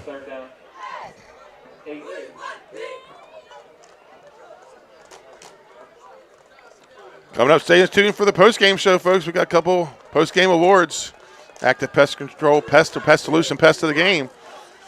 And the Louis Pizza Player of the Game. And our Ace Handyman stats. And they're in the victory formation. And he's going to take a knee. And the clock's going to wind down. That's going to wrap it up. Folks, we're going to take – go ahead, Jim. I just saw one of the linemen knelt down. Oh. I'm sorry. I've never seen that before. Oh, well. And that's the final here from Woodbridge. The Woodbridge Blue Raiders 35. Cape and Henlopen Vikings 21. Folks, we'll be right back after this commercial timeout. with our post-game awards.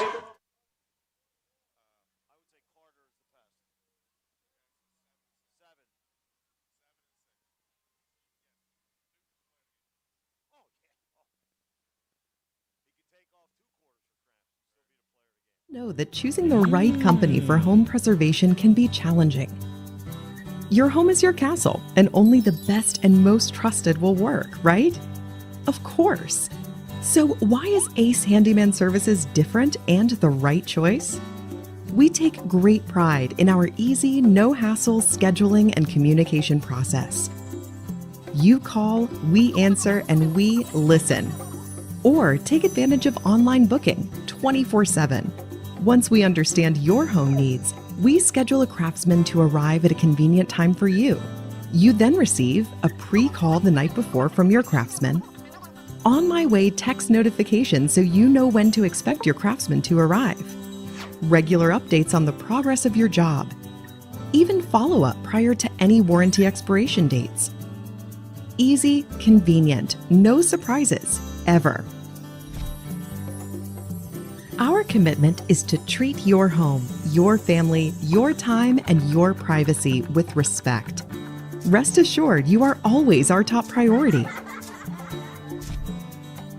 Our multi-skilled craftsmen will complete the work on your home in a workmanlike manner. If we don't, we'll come back to make it right. It's what we do and have been since 1998. Simply put, we're different. Ace Handyman Services, bringing helpful to your home.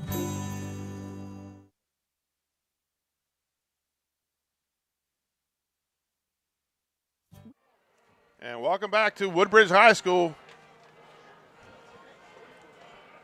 Our final score, Woodbridge 35, Cape 11 21. Before we get to the post-game stats, Laurel goes up 35-18. Looks like they're bringing the bone back to Sussex County. Jim, the stats. Baines for Cape Henlopen, 19 carries, 79 yards. Newton, 22 carries, 149 yards. Hastings hauls in the touchdown pass. Smart, 2 of 5 for 66 yards and a touchdown. For Cape Henlopen, 107 yards total offense, 28 passing, 79 rushing, 9 first downs, 2 turnovers. For the Blue Raiders, 267 yards of total offense, 66 passing, 201 on the ground, 9 first down, no turnovers. Woodbridge is there in that fourth quarter. I mean, they had the big. We got to remember the big defensive stand, and you had talked about the penalties, right? And it looked like they were shooting themselves in the foot, but not so much. Our post-game stats brought to you by Ace Handyman Services. Nick Peeler in Dover, 302-272-5049. Give them a call for your needs. And the one stat that doesn't show up are the fumbled snaps. Right. It's time. It's time. Hold on. That's the answer on the screen. That means it's time for the Active Pest Solution. Pest of the game. Jim, who is our pest of the game? I have from Woodbridge, number 7, Ben Carter. Big hit that dislodged the ball, set up a touchdown. He had 6 tackles. He had a tackle for loss, and he also had a sack. So in all aspects, he was going. He's our pest. Ben Carter, our pest of the game. You'll see his picture up later on tonight on Twitter. Trey Mitchell, one of our camera people down there getting his picture right now. Our Louis Pizza, pest of the game, could be no other than Sir Kenny Newton. 4 touchdowns. One of them was a pick 6. 22 carries, 149 yards. Kenny Newton of Woodbridge is our pest of the game. Our pest? I'm sorry, our Louis Pizza player of the game. Thank you, Jim. Nice catch. Nice catch there. So, folks, Jim, big weekend coming up, college football. Let's talk a little bit about that. Great opening weekend last week. It was fantastic. I hope it's as good this weekend. So, in state, we got Georgetown visiting Delaware. I didn't even know Georgetown had a football team. I knew they had a basketball team. I didn't know they had a football team. Georgetown will visit Delaware State. Delaware State is 1-0. That kickoff 2 o'clock tomorrow. The Hornets beat Bowie State last week. University of Delaware, their home opener, they take on the Red Flash from St. Francis. Delaware 1-0. That's a 6 o'clock kickoff. That's where I'm going to be at 6 o'clock. Actually, I'm going to be up there around 3 tailgating. St. Francis lost to Eastern Michigan last week, 15-35. That's a pretty respectable score. It is. Yeah. And University of Delaware with the win over Maine. Jim, college football tomorrow. What has your attention? Well, I think the Oregon-Ohio State game has the most attention for me because it's not too often that Ohio State ventures up into the Pacific Northwest, and they're pretty good up there. So that's going to be, I think, a good one. I'm with you. Oregon, Ohio State, Stanford, and USC. I think another big game. But, Jim, last week, Debo Williams, you remember him, number 1 from Smyrna. From Smyrna. He was the SEC Freshman of the Week with 2 blocked punts for South Carolina State. They're going to take on Clemson this week. So, folks, that's a wrap. That's awesome. For tonight, Trey Mitchell and Linda Mitchell on the cameras, Dave Marvel on the stats, Kristen Mitchell back at the Lewis studio, and my partner, Jim Tack. I'm Benny Mitchell. Thank you for watching, and have a safe, sports-filled weekend from all of us here at Delaware Live, powered by 302 Sports. Good night, Delaware sports fans.